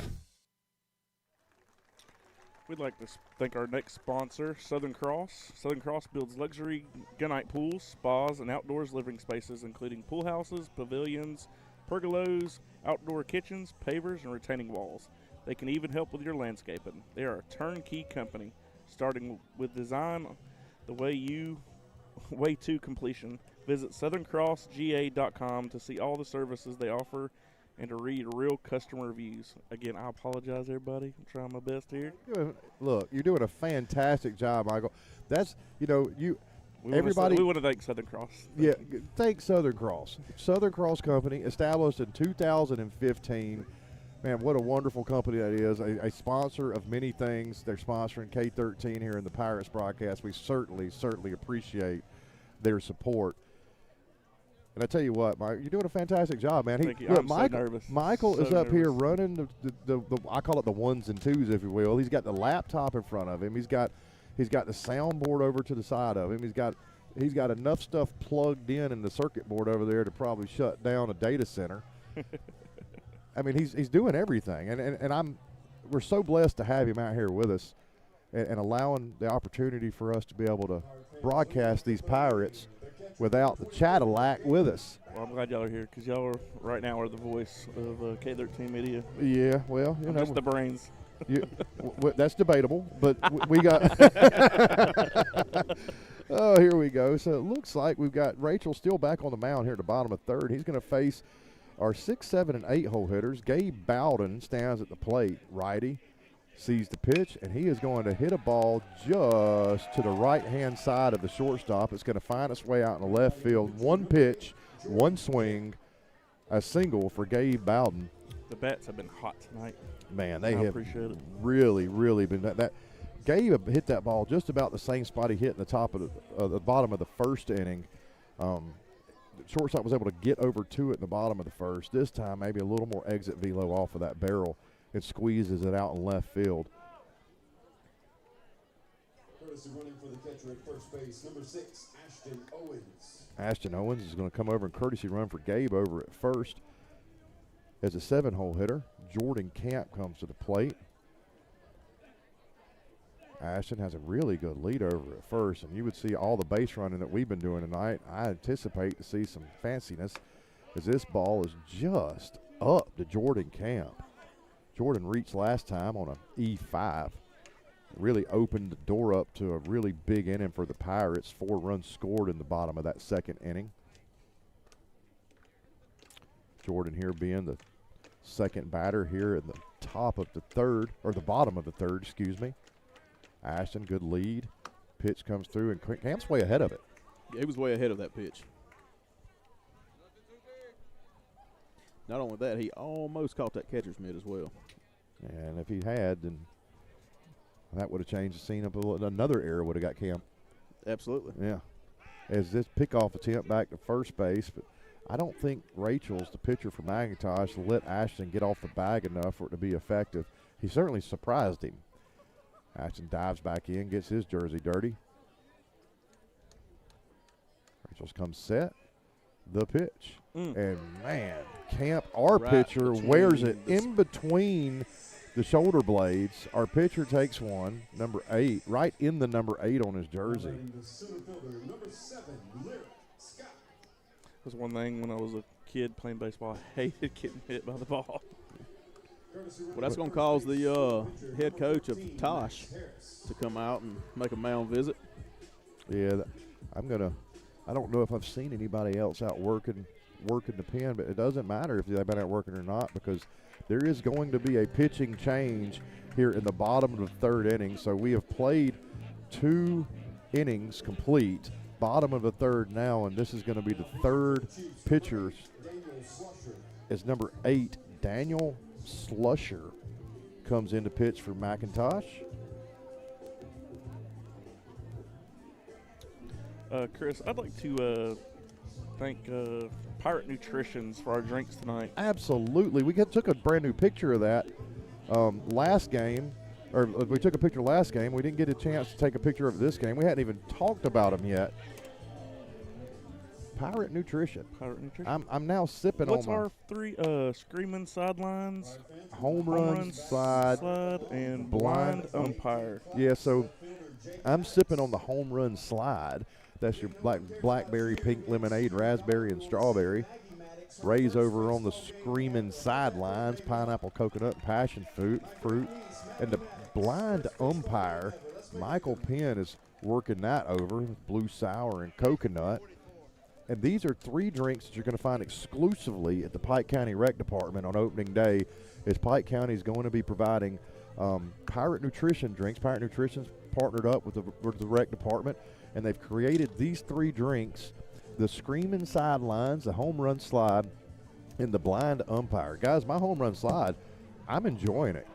Oh, yeah, this Screaming Sideline, it's definitely a great drink. And I'm a sour guy, so I like the blind umpire myself as a sour guy. I've heard that Victoria Bryan, that would be one of our admins over at the Rec Department, was the one that named these drinks. So if they do come across as a little strange, I mean, the Home Run Slide, the Screaming Sidelines, Screaming Sidelines, Victoria does a lot of cheerleading and coaching. That's what I was about to say. The Screaming Sideline, that explains it. Yeah, and then the Blind Umpire. So just about everything that a cheerleader could try to get in the head of somebody with, it seems to be what these drinks are named after. Thankfully we don't have one of them here tonight. Yeah, and I don't know in my entire life I've ever seen anybody slide into home off of a home run. But thank you, Pirate Nutrition. Yes. Oh, I love Miss Totten over there at Pirate Nutrition. As we now have Lyric Scott coming to the plate. He's the 8-hole hitter for the Pirates. He has reached and scored. For the Pirates, he's going to face Slusher. Slusher is a healthy-looking righty. He has kind of the Kimbrel look, actually, that we were talking about earlier. He leans over the mound, right hand dangling. Lyric goes to try to put a bunt down. Bunt's just foul on top of the plate as our runners on first and second were taken off. Chris, I'd like to take a second to shout out the Peacocks down there in Taylor County for tuning in to K13 Media tonight. Rob's some good friends. Coached his son Walker in baseball, who's actually was called up as an 8th grader on playing some JV ball down there for them. So shout out to you guys down there. Man, thanks for listening in Butler, Georgia. Here we go, the 0-1 pitch to Lyric. This one's going to be a fastball just a little low, and it's going to creep back across the turf. There's a little bit of turf here at the Jack, and it's behind home plate. It works its way almost towards the dugout on each side, and then it gets into some beautiful green grass, well manicured grass. has a nice stripe on the line on the field today. There's circles around the mound and nice stripes out in the outfield. That last ball, though, found its way on the turf. And here we go. Strike number 2 is Lyric's going to watch. You know, Chris, you're saying that, like, my personal preference is you cannot beat a well-groomed grass baseball field. You know, some people are big fans of the turf. I prefer the grass. Yeah, there's a lot of work that gets put in that, and Coach Parrott does a lot of that work as this ball's now fouled off over the top of the first base dugout. Coach Parrott spends a tremendous amount of time out on this field. He probably would love to have turf out here, honestly, for as much work as he puts on. He's got these new twins at home. It probably wouldn't hurt his feelings at all if he didn't have to maintain the place as much as he does. What a beautiful job he does as the runners take off first and second to second and third. They steal them clean as the pitch is an off-speed pitch in the dirt on the left-hand batter's box. And now Lyric Scott's going to have runners at second and third at the plate. 2 balls, 2 strikes. Yeah, it looked like the catcher struggled a little bit there on the transition when he went to transfer that ball. And so now we got Ashton at third. Over at second base is, the ball comes just up to fill up that count. 3 balls, 2 strikes. So you got Ashton at third base. At second base, I cannot recall who came in was going to run for that was running for Jordan. Either way, I believe it's Harris. I think we got Harris and Owens on the bags, and Lyric fouls one straight back to save the count. 3 balls, 2 strikes. Yeah, talking about AstroTurf, Chad brought me to my first Georgia baseball game, and it was nice being turf. Yeah, beautiful, beautiful field. But I do love grass better. I agree. Well, when you get out there and have to work on it all the time, Yep. you have a little different feeling about it. But we couldn't be at a more beautiful park. I mean, it is gorgeous. They edge it every day. I mean, I guarantee you could go out on that field right now and you would not find one blade of grass twisted the wrong way. It's just absolutely beautifully manicured from home plate all the way out to center field. Here comes the pitch, 3-0, or 3-2, and Lyric fouls this ball off the bat, and man, it catches the catcher in a spot that's going to require a little bit of a timeout. For sure. Yeah, bringing up Georgia baseball, their conference play begins next Friday at home versus Tennessee at Foley Field, and that'll begin conference play for college baseball. So, well, about the same time that the conference play is beginning, we're going to have region play beginning for the Pirates coming up this Tuesday against.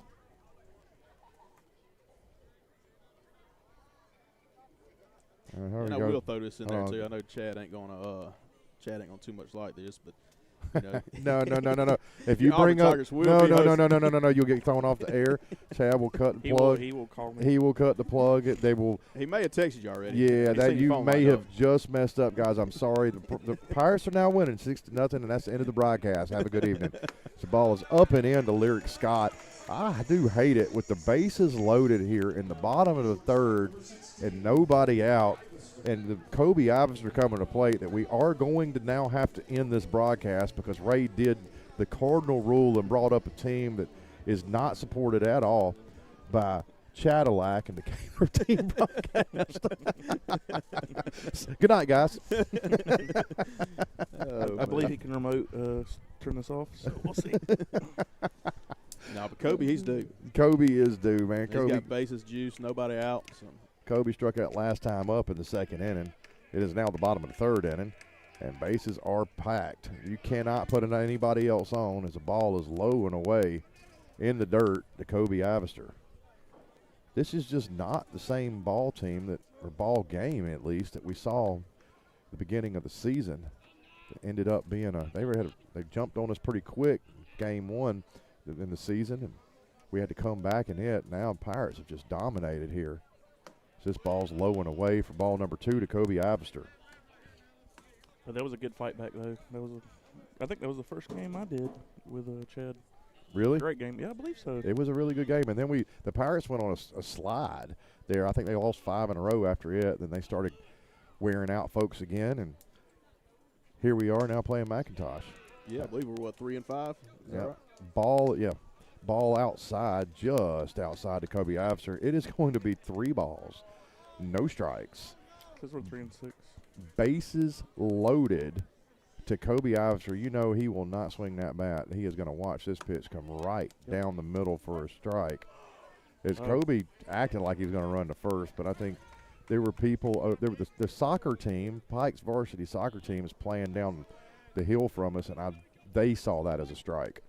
3 balls, 1 strike, Kobe Ivester, bases loaded.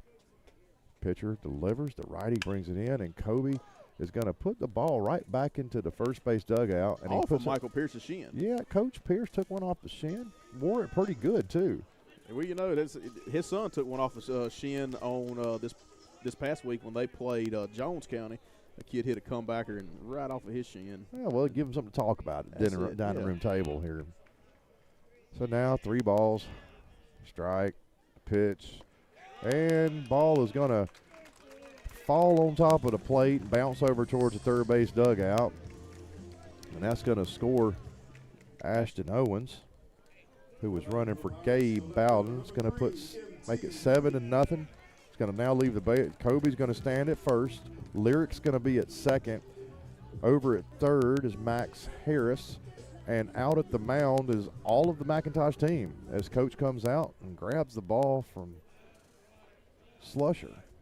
And coming out to the mound here, the 4th pitcher of the day here in the bottom of the 3rd inning, number 22. A lot of pitch changes before the 3rd or for the 4th. So. Yeah, it's this. They are unloading their stable to try to find somebody that can get some balls across the plate. And even when they're throwing the ball across the plate, guys, I mean, we're just hitting them. We're hitting them. Yeah, I mean, it hadn't really been much of a. It really hadn't been much of a, just lackluster day for the Pirates at the plate. I mean, man, if they didn't give us the opportunity, I think they only gave us one, the error to Jordan in the third inning. Just in case anybody wasn't here, y'all want to talk about what's happening tomorrow with the rec department stuff? Look, I will 100%. I was actually just while we were in the middle of it, I had the high school principal come over and want to start talking to me. I tell you what, you expect the kids to come over here and play. I saw them messing with you a second ago, Ray. The kids, and I love that. I absolutely love it. Kids come up, mess with us, ask for the innings, ask for the score, ask for those things. Man, you could mess us up all you want to. If you're a kid and you're out here enjoying this game and you want to know what's got to happen, I will cut the mic off and start talking to you, and we'll let you know and bring up to speed because this is what the game's all about. But the high school principal came up and asked about the strikes on the board, how long's that's been out, that light. So no better time than right now to let him know that they've been out for about a week, I think, is when the bulbs went out on it. So I was kind of distracted by him. But to get into the rec department, 67 teams will take the field on Field 5 tomorrow morning. What's that, about 750 kids, Chris? Man, it's close to 750. Even more important, man, it takes almost 200 volunteers coaching those teams to make that happen. And, we really don't even have to look much for volunteers in Pike County to go do that. Well, M.T. Moody is going to step up to the plate. The right-hand hitter, our leadoff, we're back at the top, and boy, he's going to have the bases loaded. There are Pirates everywhere, a plethora of Pirates, as Michael Moody, his dad on the PA system, would say. And MT watches a ball curve in just on the outside of the plate. It is number 22 now on the mound. I didn't catch his name in the middle of all that. I've got Jacob Ashley is who it is on the mound, the righty. Thank you, Ray, for putting that together for me. Kobe over at first, Lyric at second, Max at third, MT swinging through the pitch at the plate. See, the one's working for some reason. It's randomly working. One randomly works, yeah, and then 2 does not work on the strike zone. the strike thing on the board, or if you will. Everything else seems to be doing decently. Pitch, oh man, that was a nice breaking ball. And MT stayed on his back foot, and he did fight that thing off. It works now. Well, I'll be darned. I guess the principal went. The principal went upstairs and fixed it, is what he did. He took care of business, is what he did. thank you, Principal Kohler, for going up there and taking care of the board for us. 1 ball, 2 strikes to MT Moody here in the bottom of the 3rd inning, 7-0. The pitch, ball's off the plate, 2 balls, 2 strikes. Pirates put up 2 in the bottom of the 1st. They put up 4 in the bottom of the 2nd. We're in the bottom of the 3rd. We've already got 1 across the plate, walked in. Nobody out. Yep. Well, we got first and third base is on the grass. They're playing deep and up the middle as MT fights one on, another breaking ball off. You got left fielder. We'll call him 30 feet off the left field wall coming in. Straight away. Center fielder, give it about the same. Straight away. Right fielder, well, you know what? Give it about the same. Straight away for him, too. The pitch. Ball is spiked down. Catcher, Cannon Freilich, blocks it well. Picks it back up. Tosses it back to number 22, Jacob Ashley. Watch where MT sets up at. I mean, he is hugging the plate. MT is hovering over it. MT, man, he just looks aggressive at the plate, just swagging that bat back and forth like he's supposed to eat something. And he is set back waiting on that off speed. It's like he's anticipating it coming. He's just.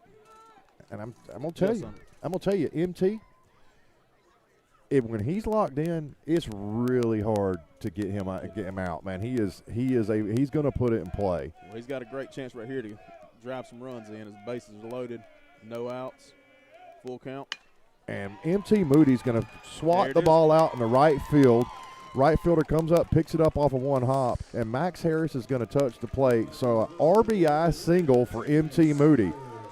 Going to put 8 runs now on the board. It's 8-0, guys. Bottom of the 3rd inning. Still no out. Sawyer Selman coming up. Oh my God! Now we got the lefty and Sawyer Selman coming up, who's DHing for Zane over at second base. He's going to have MT at first and second base Kobe and Lyric at third. I mean, we got so much speed on the bases right now. We've got the fastest kids that we've got on this team currently on the base paths. With Sawyer Selman, our lefty, coming up to hit, guys, I got so involved in this, I quit keeping my book. Oh, Sawyer swagging the bat back and forth. The pitch, and Sawyer's going to poke it out into center field. Center fielder's going to come over about normal depth, and we're going to tag and try to come home with Lyric. And Lyric is easily going to come touch the plate as the ball's cut off by the pitcher in the middle of the field. By cutting it off in the middle of the field, it does keep Kobe at second and keep MT at first. So now 1 away, 3-hole hitter for us. Walker Stiltner comes to the plate with runners at first and second.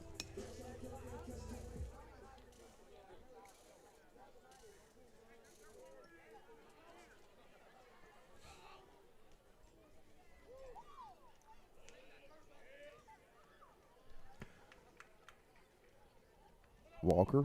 Man, he's got a nice little swag with his bat, too. Back and forth over his shoulder. That bat's just chopping on that right shoulder as he sees a breaking ball curve over the top of the plate for strike number 1. Runners on first and second for Stiltner. No balls, 1 strike. Bottom of the 3rd. Pirates have put 3 on the board here in the bottom of the 3rd, up 9-0. Man, Walker Stiltner this time hits an atom ball right at J.D. Rainey out at shortstop. J.D. Rainey makes the play out at short, throws the ball over at second, just can't really do much about it. Leaves one on after 3 innings. Pike up 9-0. Ever thought the day would come where you could apply for a mortgage from the comfort of your living room or home office?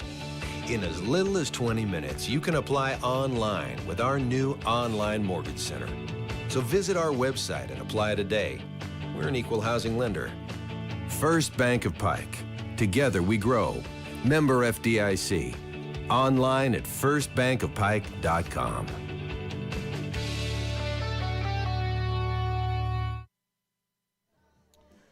We'd like to thank our next sponsor, ADCO Landscape Management. Your yard doesn't have to be a chore. From clean cuts to full transformations, commercial or residential, ADCO Landscape Management will make your lawn the best in the neighborhood. Visit ADCO Landscape Management on Facebook today for more information. Your yard will thank you. Thank you, ADCO. All right, so Jordan Camp gets back on the bump. He's going to be working into his 4th inning here at the top of the 4th inning. Camp's had he's seen 4 batters in the first inning. He saw 5 batters in the second inning, 4 batters in the third inning. And just like the second inning, Sky Sakuma, the 5-hole hitter for the McIntosh, is going to come to the plate here in the top of the 4th. So Sky Sakuma, Braden Jones, and Drew Rachel. Actually, I wonder if Drew's going to be in the hole for McIntosh since he's now been replaced by another pitcher. I don't know if he'll stay in as a DH or if they're just going to continue to let these pitchers roll out. We'll find out here when he has the opportunity to get on, when they put somebody on deck. The second baseman, number 10, Sky Sakuma.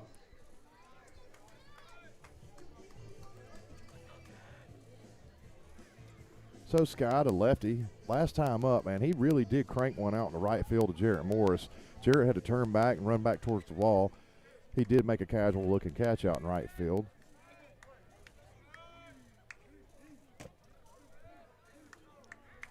And the pitch comes in just up and away to Sky Sakuma, the left-handed batter from the righty Jordan Camp. Yeah, he's still throwing strong, Chris. He's still looking just as good as he did back in the second inning.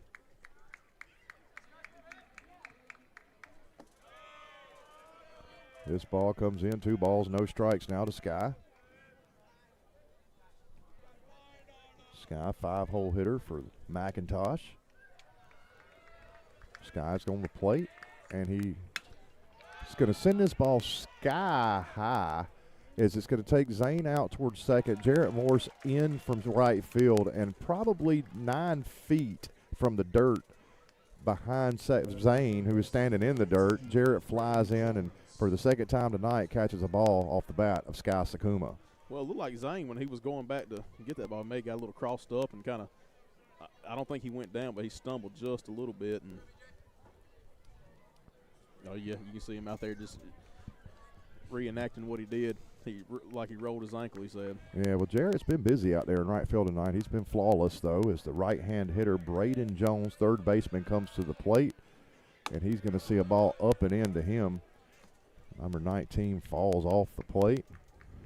He's got his left shin guard back on, his slide him in his left back pocket. He's got the black sleeve, the black gloves, swag of the bat, and he's going to look at a strike over the outside of the plate. So after he gets brushed off high and up, he sees a strike. He definitely went up and in on him for sure. On the outside for the second pitch, and 1-1 count with 1 out. And this ball is hit straight up in the air. Gabe Bowden comes over to try to find it.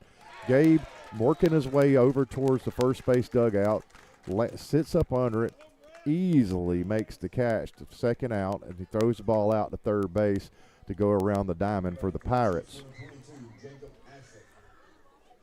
So here we go again, just as it happened in the bottom of the top of the second inning. The first 2 up, 2 down. We're going to see now number 22, the pitcher that had just come in, Jacob Ashley, stand and get an AB for the first time tonight, representing the 6-hole. And he is going to send a laser right over the top of a jumping Zane Garner's head. On one pitch, Jacob Ashley gets a single. Well, it looks like we're going to see Patel come back in and pinch run for the pitcher here. Yeah, he's courtesy running. Patel's going to come out, so we're going to all probably have the opportunity to have a small heart attack. She's going to create anxiety for all of us. He just looks like he's just anxious running across the diamond to get to first base. That young man is a bundle of energy for sure. I'm going to call a pickoff here. Definitely going to be an attempt. He's not going as far as he usually does. Well, here's the pitch. And that ball is up and in and off of the mitt of – that's going to be a pass ball by Gabe Bowden. Ball was up, did grab the mitt. It's the 8-hole hitter, Carr Marhefka, watches it go by him, and Patel's going to land at second. So now Patel's at second. Marhefka's at the plate, 8-hole for McIntosh. Last time up, Marhefka made it over to first on a walk, and he's going to hit the ball straight up in the air, and it's going to come and then probably land on my truck very close to did not get Michael's truck. It lives to see another day. Actually landed on top of the bathrooms. Oh, okay. All right. So dropped. So the second pitch dropped on top of the bathrooms. 1 ball, 1 strike, 2 outs here in the top of the 4th. Runner at second base. The pitch. That ball was up and in and a fastball, and number 1 could not lay off of it. Caught the 8-hole hitter. Man, he tried to yank that thing, and he just couldn't get to it. Too quick to the plate. 1 ball, 2 strikes, 2 outs to Marhefke. Camp looks back at second, comes back home, and ball is just up and away. You know, that ball looked like right there. That was probably his hardest thrown ball tonight. Yeah, that was a laser coming in, and man, just missed the top of the zone. 2 balls, 2 strikes, 2 outs, top of the 4th, and he throws a nasty slider, wanting Marhefke to chase that thing. It lands off the plate. It was a great pitch, but Marhefke just lays off. Full count. Pirates have out-hit McIntosh 6-3. McIntosh has an error. All zeros across the top of the board for McIntosh. 2-4-3 on the bottom of the board for the Pirates, equal up to 9-0. And we're going to see the balls and strikes clear out on the scoreboard as ball number 4 crosses the plate. It's going to put runners now at first and second for the 9-hole hitter, Knox Lofstad. Knox last time up. Hit the ball over to Walker Stiltner at third base. Walker was able to go touch the bag at third in the second inning. You know, when he was that bad last time when this ball's hit straight up in the air, and Walker Stiltner is going to come over, stand in the shortstop position just on the grass, and just as he did last time, had to have the ball recorded out to him from Lofstad at the bottom of the second. He's going to get the third out in the bottom of the top of the 4th as well off the bat of Lofstad. So here we are moving to the bottom of the 4th. Pike up 9-0. Welcome y'all to Buckner's Family Restaurant. Around here, we're nothing fancy, but we are a place where family and friends gather around for some good old Southern joy. Come on over and experience the all-you-can-eat Southern cooking served on one of our Lazy Susan tables. There's something special about enjoying a meal with friends and family. The good times even happen outside our doors as you smile and play games while you wait or pick up a meal for the family from our online ordering and curbside to go. So come on out and bring your family and friends for a true Southern experience at Buckner's Family Restaurant. Hey fans, ready to turn your backyard into the ultimate home field advantage? Pike Pools is locally owned and specializes in custom in-ground swimming pools, designs, and installation, building backyard dreams right here in their community. Stop by our pool store in Zebulon for top quality chemicals, cleaners, accessories, and more to keep your pool game strong. And when you build with Pike Pools, you score big because every pool comes with 10% discount in their pool store. Visit PikePoolsGA.com and drive into your best summer yet. Thank you, Pike Pools, for your support. Man, Pike Pools, Wayne Epperson, it's Kerry Epperson over there at Pike Pools. What fantastic human beings. Man, they've done a lot of stuff at the rec department over the past few years. If you're out there tomorrow on the fields at the rec department for opening day and you're in those batting cages and you're on that concrete, Wayne Epperson and his crew came out there and poured all that concrete for us a couple years ago. What a massive donation from Pike Pools. What a contribution they had for the community. We love those guys over at Pike Pools. Thank you, Pike Pools. So here we are now, bottom of the 4th inning. Cooper Brown, 4-hole hitter for the Pirates, is going to come to the plate. Cooper is going to wear one off of his left elbow on the first pitch. Harrison, the blue behind the plate, is going to walk the ball out to the pitcher. Throw it, toss it underhanded to him. There was no ill intent there. It's just the ball was just arm side for the righty. So Cooper now again on base. One pitch, standing over at first on the hit by pitch. It's going to bring up Jarrett Morris. Been very, very busy out in right field today. He is 1 for 2 with a hard hit double and a strikeout. And he's going to hit the ball out to right field. It has a nice barrel on it. Ball's flying through the right field air. And over just, man, it should not have looked like an acrobatic catch out in right field. He was definitely stumbling a little bit. But it did become an acrobatic catch. So Jarrett's going to pop out to right field for out number 1 for the Pirates. Now coming up the plate, Gabe Bowden is going to come up. 6-hole hitter for the Pirates. He's hit the ball just about to the same spot through the third and shortstop both times. One time turned into a 6-3 put out. The second time turned into a single. He's going to have Cooper over at first base. That ball is way high to Gabe Bowden for ball number 1. Glad to have you back, Ray. Ray, for the first time ever, I think we've had somebody actually take the set off and leave. So we appreciate that. Usually when somebody goes to the restroom, wherever you get, we say good luck. So I hope everything went well. As Gabe Bowden fouls one straight back to the net. You know, Chris, we're making all kind of history here tonight. Yeah, for being our last broadcast too, considering the team that you mentioned earlier. So I'm gonna get with Chad, see about if I can't get out here and help him on Tuesday. There you go. Yeah, you're gonna help him, all right. This ball is gonna be right through the bat. Man, it was right through a swinging strike of Gabe Bowden for strike number 2, and Cooper takes off again, and he stole one last time up, but he did not steal a base that time as he is thrown out on a cannon from Cannon Fralick. Just a dart on to second base, and now 2 away here in the bottom of the 4th. Gabe Bowden on a 1-2 pitch, fouls it straight back. Pirates have put some numbers on the board every inning so far. It's the first inning that we've actually come up and looked like we've stalled out just a bit. 2 away and 2 batters. And then Gabe Bowden keeps his feet just stuck in the batter's box as that ball smokes him in the kidney. Was that the third hit by pitch? Yeah, that did make number 3. And I mean, he stood there and he seen it coming the whole way, and he just straight up took it. He certainly did, and you expect that out of a kid that is a catcher for the squad, also likes to eat baseballs and miss some games, and he's some come back into the game and play. I mean, he's a tough cookie. After all that hard work, he's gonna have a courtesy runner and Ashton Owens over at first base, and Jordan Camp's gonna step back in the right-hand batter's box. Jordan's reached on an error and has been hit by a pitch as well. He's gonna see a strike on the outside corner of the plate. Speaking of Owens, I wish old Jesse Owens there in that concession stand would let us taste one of them barbecue sandwiches. I don't understand why they're not listening to it. Were they not listening to us? Did you not go harass them? I didn't have time. When I you're had to up? get back over here. Okay, and then the runner takes off to second base, and another great throw to second, but this time it's going to short hop the bag, and the shortstop's going to have to come around the back of the second baseman and pick up a ball as it crosses the bag going headed towards center field. It's going to have Ashton Owens now standing at second base. Give him a stolen base.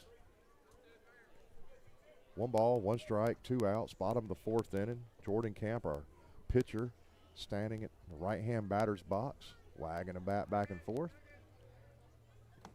Breaking ball, lays off of it. 2 balls, 1 strike, 2 outs. Yeah, they must not be. I'm just going to say they must not be playing us in the concession stand tonight. Well, Chris Owens said that they're listening to us. Oh, okay. I got you. And it'll just be, I have a. Maybe they're busy. Well, maybe they're busy. Deborah Sermon's in there, and me and her have a love relationship. Oh, my goodness, that ball is fouled, and Coach Pierce, takes another one off of him. Well, it initially hit Leard, and Leard kind of turned, and it went straight to Michael. I tell you what, if the Blue Brock was out here, he'd have all them in the dugout because he wouldn't have the guys just hanging out. We've got Pirates hanging all over the dugout, all outside the dugout. As Jordan Camp watches a ball. Chris, Wow. that got me a barbecue sandwich. I don't know about you guys. Oh, wow. So did Deborah Sermon bring it to you? Was that who it was? Well, no, Chris reached around the corner there. Oh, it was Chris Owens. Yeah. It was Chris Owens that did it. I Yeah. got you. Well, his son's out at second base. Ooh. And this time, Jordan Camps gets hits again, this Hit in the time head. off of his helmet. It hits his helmet. I guess somebody was acting like it was questioning whether or not it actually hit him, but it certainly caught his helmet. Jordan's going to go. I think it hit his bat at the end, but it hit his helmet first. It hit his helmet first in the bat. Okay. Well, Camp's going to go back to first base. Second time being hit by him. And Max Harris, again, going to come out and courtesy run for Jordan Camp.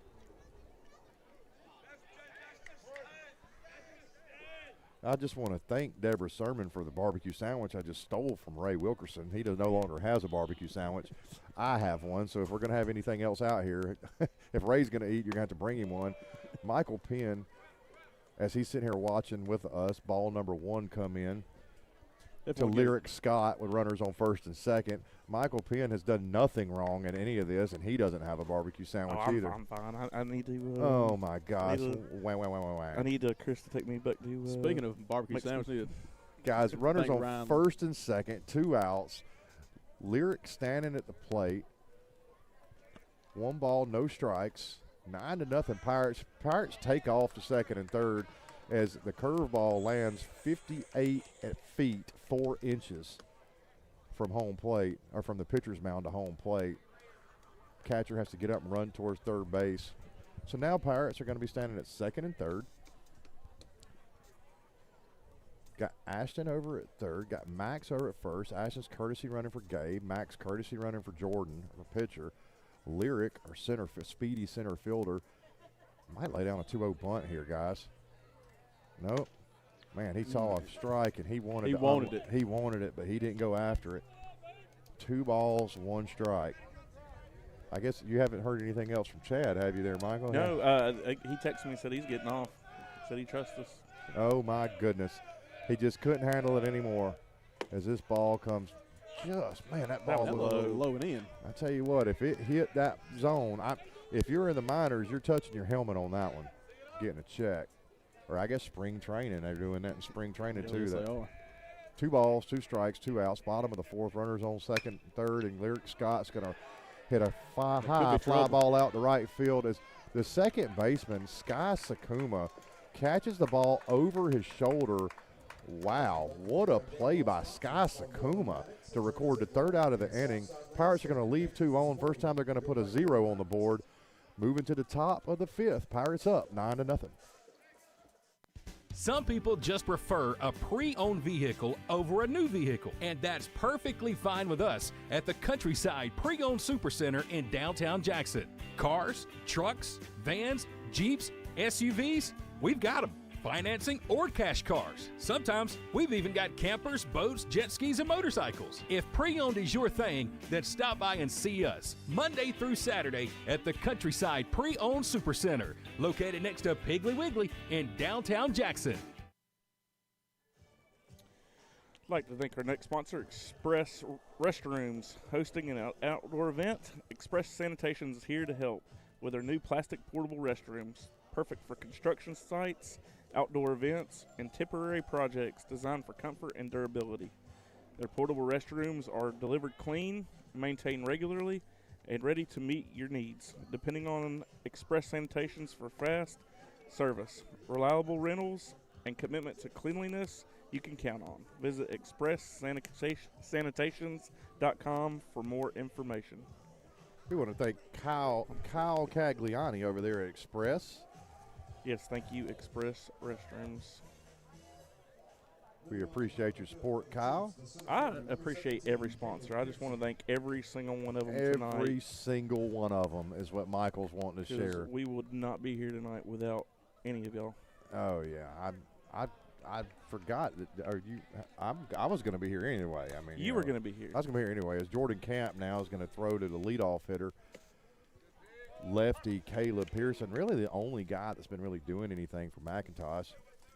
He's been on 2 times. He's been up 2 times, been on 2 times. Single and a walk. It's now a no ball, 1 strike to him here in the top of the 5th inning. And Caleb's going to poke one out into center field. Lyric Scott's going to back up, move over, cut over, jig, jag, jug, and bring in and out number 1. So that's the first time tonight that the Pirates have been able to get Caleb Pearson off the bases. Interesting enough, it's now on the top of the 5th. Pirates in the top of the 4th saw McIntosh 4 batters. Bottom of the 2nd, 5 batters. Top of the 3rd, 4 batters. Bottom of the 4th, 5 batters. So it's almost the same thing over and over again as J.D. Rainey comes to the plate, right-hand batter's box. Ooh. And that ball comes in fastball and smokes J.D. Rainey into his helmet. His helmet flies off of his head. He turns around, replaces his helmet, gets him a new helmet, puts that shiny new helmet on, and he goes down to first base. Does not look like he's hurt in any way. Very respectful and doesn't look like there was any intent behind any of it. Jordan looks over towards first base to make sure that JD's okay. Third base coach comes down the line to make sure that JD's okay over at first. Looks like everybody's all right. So now the 3-hole hitter, Jackson Heeb, comes to the plate. Yeah, that could have been very ugly. Jackson, 3-hole hitter. He's got a single to the right side, and he sees a ball low and away as he almost swings at it. 1 ball, no strikes. JD, the shortstop for McIntosh, is over at first. Nice lead, bouncing back and forth. Jordan delivers. This ball's hit to Walker Stiltner. Walker comes over, makes a play to 5, to 4, to 3. Man, let's do it. Walker Stiltner starts an inning-ending double play. Here we go, bottom of the 5th. Pirates up 9-0. Truck Month is back at Countryside Chrysler Dodge Jeep Ram in Jackson, and we're celebrating by offering savings up to $19,000 off the sticker price on select 2026 Ram 1500 models. Qualified buyers can even take advantage of 0% financing for 60 months. Be sure to shop our huge online inventory at countrysideautomotive.com, and let's find your new ride at Countryside. I-75 exit 205 and Highway 16 in Jackson, Georgia. All right, guys. Ruth's Restaurant, right here on the campus, right in front of the campus of Pike County. It's the Pirates Restaurant over there at Ruth's. Buffet, Ryan Landry, Jennifer Landry, the proprietors for Ruth's. They have brought that restaurant back as a staple in our community. Man, we are so glad to have Ryan and Jennifer bring life back to that restaurant. Man, I ate there today. Ray and I. Michael didn't. We called Michael to come eat with us. You did not call me. But I called you. Oh, okay, yeah. Well, I ate there. It was fantastic salad, fantastic pork chops. The cherry pie off the buffet was delicious. And that banana pudding. Oh, the banana pudding was good too. I tell you, you go to Roost, you're going to eat off a buffet that is going to be absolutely delicious. And if you happen to stop by in the morning, they make some homemade biscuits too. They just really got it going on over there at Roost. We really appreciate their sponsorship, as well as we also appreciate Ryan Landry and the barbecue sandwiches that he's provided to the concession stand. It's getting pumped out of the concession stand here at the Jack. Of course, I haven't had the opportunity to eat one because apparently I've done something. Well, you've had an opportunity. I just I made one offer, just to break you off a pinch of it, and you was having to talk. So, no, it was very good. Yeah. Thank you, Ryan and Jennifer Landry. Thank you, Ruth's Restaurant, for your support. Absolutely. So we're going to have. Is this a new pitcher coming in, number 12? Yep, we got another pitcher coming in. I think this is the 5th pitcher in just as many innings for McIntosh, number 15. I'll catch his name in just a moment. He's going to face our 9-hole hitter, Kobe Ivester. Kobe is struck out, and he has got on via a walk. Kobe's going to come to the plate. Right-hand hitter, solid-looking shortstop for the Pike County Pirates. Really strong-looking kid, tall, probably 6'1". So he's going to see a fastball right over the middle of the plate for strike number 1. Yeah, Kobe's always been a solid baseball player. Yeah, he's one of the freshmen that got to start on the varsity team last year. Him and Stiltner on the left-hand side, as he's going to see a ball find its way to the backstop. 1 ball, 1 strike. Now the 2 sophomores on the left side of the field for the Pirates, and Stiltner and Ivester. This ball is way over the top of everybody's heads, and it's going to find the net. And, of course, Penn had the opportunity to flinch again, and just as stoic as he is. I wanted to catch it. He didn't. Well, you didn't lift your hand to catch it. Yeah, but the net, you knew better. Man, the dirty M.T. Moody comes over to retrieve the ball. Holy smokes, that kid has got dirt everywhere on him. This ball is right down Broadway again to Kobe Ivester. 2 balls, 2 strikes. Bottom of the 5th inning. Kobe sitting there waiting for the pitch. Good long wind up. And, man, that was a nice breaking ball by number 12 on the mound. Started at the left shoulder, and Kobe actually turned the shoulder a little bit thinking it was going to hit him. Ball died just on the inside of the plate, so he's running to full. And Kobe Ivester is going to come flying out of the box as he hits the ball to J.D. Rainey over at third. J.D. Rainey is going to throw the ball over the top of the first baseman. It's going to hit the block wall that's over behind, and as usual, when it hits that block wall on overthrows, it ricochets back out into right field. Second baseman Sky Sakuma is going to get out there and get it. And standing over at first base on an E6, Kobe Ivester. Flipping back to the top, the MT Moody. Chris, maybe that E6 right there will get us started on a inning like we had back in the second. Second, that's right. Yep, we had that E5 that we put up 4 runs on. Well, that would be nice to kind of start scoring runs again. I mean, we couldn't figure out how to score a run in the fourth inning, even though 2, 4, and 3 is the numbers as you look at first, second, and third innings on the board. So let's see if these Pirates now with nobody out here in the bottom of the 5th inning can get it going again. It's a ball to MT Moody's just inside. Teams look really good tonight. Base running has probably been the story of the night, just executing on the base paths. As the ball comes across the plate, fastball, strike number 1. It's our leadoff batter, the 1-hole hitter. 2-hole batting second here in the bottom of the 5th. MT watches it cross the plate. So 1 ball, 1 strike. Pickoff attempt over at first base. Kobe easily slides back into first. I tell you what, I don't know who's washing these uniforms, but they have their hands full because all these Pirates are dirty. This ball's up and in just under the chin of MT Moody. MT is about as stoic as Michael Penn. He just kind of looked at it like, if it's going to hit me, it's going to hit me. The difference between MT and Michael is MT probably could catch the ball. Yes.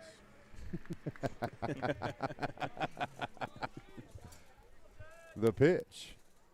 Oh, that ball is absolutely crushed out in the left center field as Kobe Ivester is going to round second base. He's going to come to third. The throw is going to come into third base, but nope, stopped short by the shortstop as MT Moody drives a ball to short out to left center field. Opening the door now for Sawyer Selman with runners at first and third. Man, MT, he's got on via a walk. He's got on via hit by pitch. He's got on by way of a shot out to right field. Now got on by way to a shot out to left center. Have a night, MT. And he wrote that baseball. Oh, it was nothing but barrel headed out there to left center field as our lefty, Sawyer Selman, comes to the plate. Number 12, he's requesting a new baseball. MT hit it so hard. May have dented it. He might have put a dent in that baseball. So our 2-hole hitter now, Sawyer Selman's going to come up to the plate. Sawyer's designating hitting this evening. He's got himself a single. He's popped out to center field.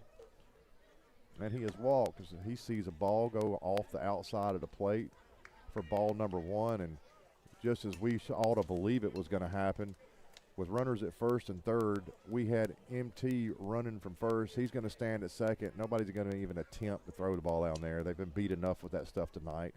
Runners at second, third. So ball's up and away now.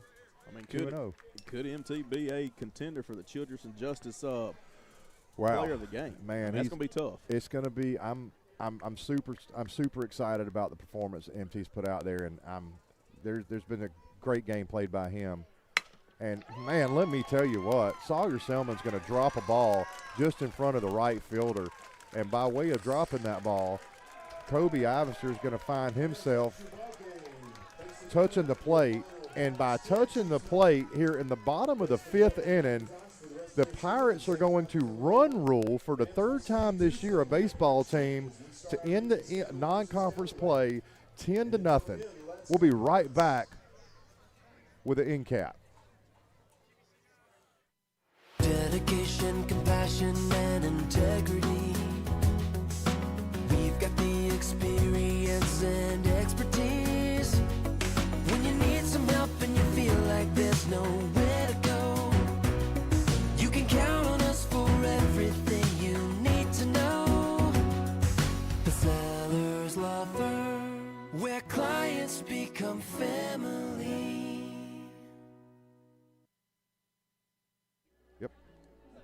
All right. Well, as we have everybody coming across the diamond and shaking hands, what a fantastic baseball game by these Pirates as they just put it on the Green Tops, McIntosh. Man, the Pirates came out. They played good on defense. What beautiful glove work by Walker Stiltner over at third tonight. But great field work out in the outfield by Jarrett Morris. Delivers another gem on the mound. But our leadoff hitter, M.T. Moody, wow. Right as you were saying it, Ray, right as you were saying about him being the Children's and Justice Player of the Game, we find out that he's going to be the one that's going to knock on Kobe Iverser to win this thing, right? Yeah, man. That was, MT put on a show tonight at the plate, defensively, made some great plays out there in left field. 2 great hits. I believe he reached every time. Every time at the plate. 1, 2, 3, 4, 5 times he reached base. I couldn't agree more with you. So he went 2 for 2 tonight. He scored a run himself. He got 2 RBIs and he walked. He was stellar out in left field, guys. M.T. Moody, the Children's and Justice Player of the Game. Perfect. Well, this was a great night, guys. What y'all think? Look, let me tell you something. I want to thank Chad. Yes, thank you, Chad. Chad, 100, absolutely. He gave up the reins a little bit. For the first time, I think, ever, allowed somebody else to come and broadcast on air for him under his K-13 title. And we had a great time. We got to call a 10-0 game. I think, Michael, you're still undefeated maybe when you get – it feels like it anyway. You're such a good luck charm. Ray? I'm undefeated. Ray, you're definitely undefeated. You definitely need to talk to Chad about Tuesday. Oh, most definitely. And I believe I talked it into existence. A run rule before the potential weather gets here. Yep. I mean, we run ruled Tosh 2 minutes before 8 o'clock before the so-called inclement weather is supposed to be rolling in. I don't know if it is or not, but it looks like we're going to be able to beat it. Well, I'm going to tell you it's getting a little cooler right now. Yeah, I'm going to tell you what. I was upstairs with Blake before the game and Coach Parrott, and I said, look, we're probably going to run rule tonight. Let's just get this thing done. The weather's coming in. I'm going to steal the thunder from you there, Ray. That's all right. Man, as the Pirates are out in right field, kneeled down in front of their coaches, getting praise, I'm certain, from them. The Pirates now, as a in-conference play, are going to now be back Tuesday to open up region play against Callaway, a team that last year put up a pretty good fight against us. I think we took that series 2 out of 3, or maybe they took the series from us 2 out of 3, I believe, last season. It looks to be the beginning of a great region run for these Pike County Pirates. Guys, to the left of me, Ray Wilkerson, I certainly thank you. To the right of me, Michael Penn, absolutely, as always, doing great producing this place, producing the advanced interior roofing broadcast booth. I'm Chris Childress. Thank you, Chris. Chad, we love you, brother. Greg Parrott, we love you, brother. Go Pirates. Go Pirates.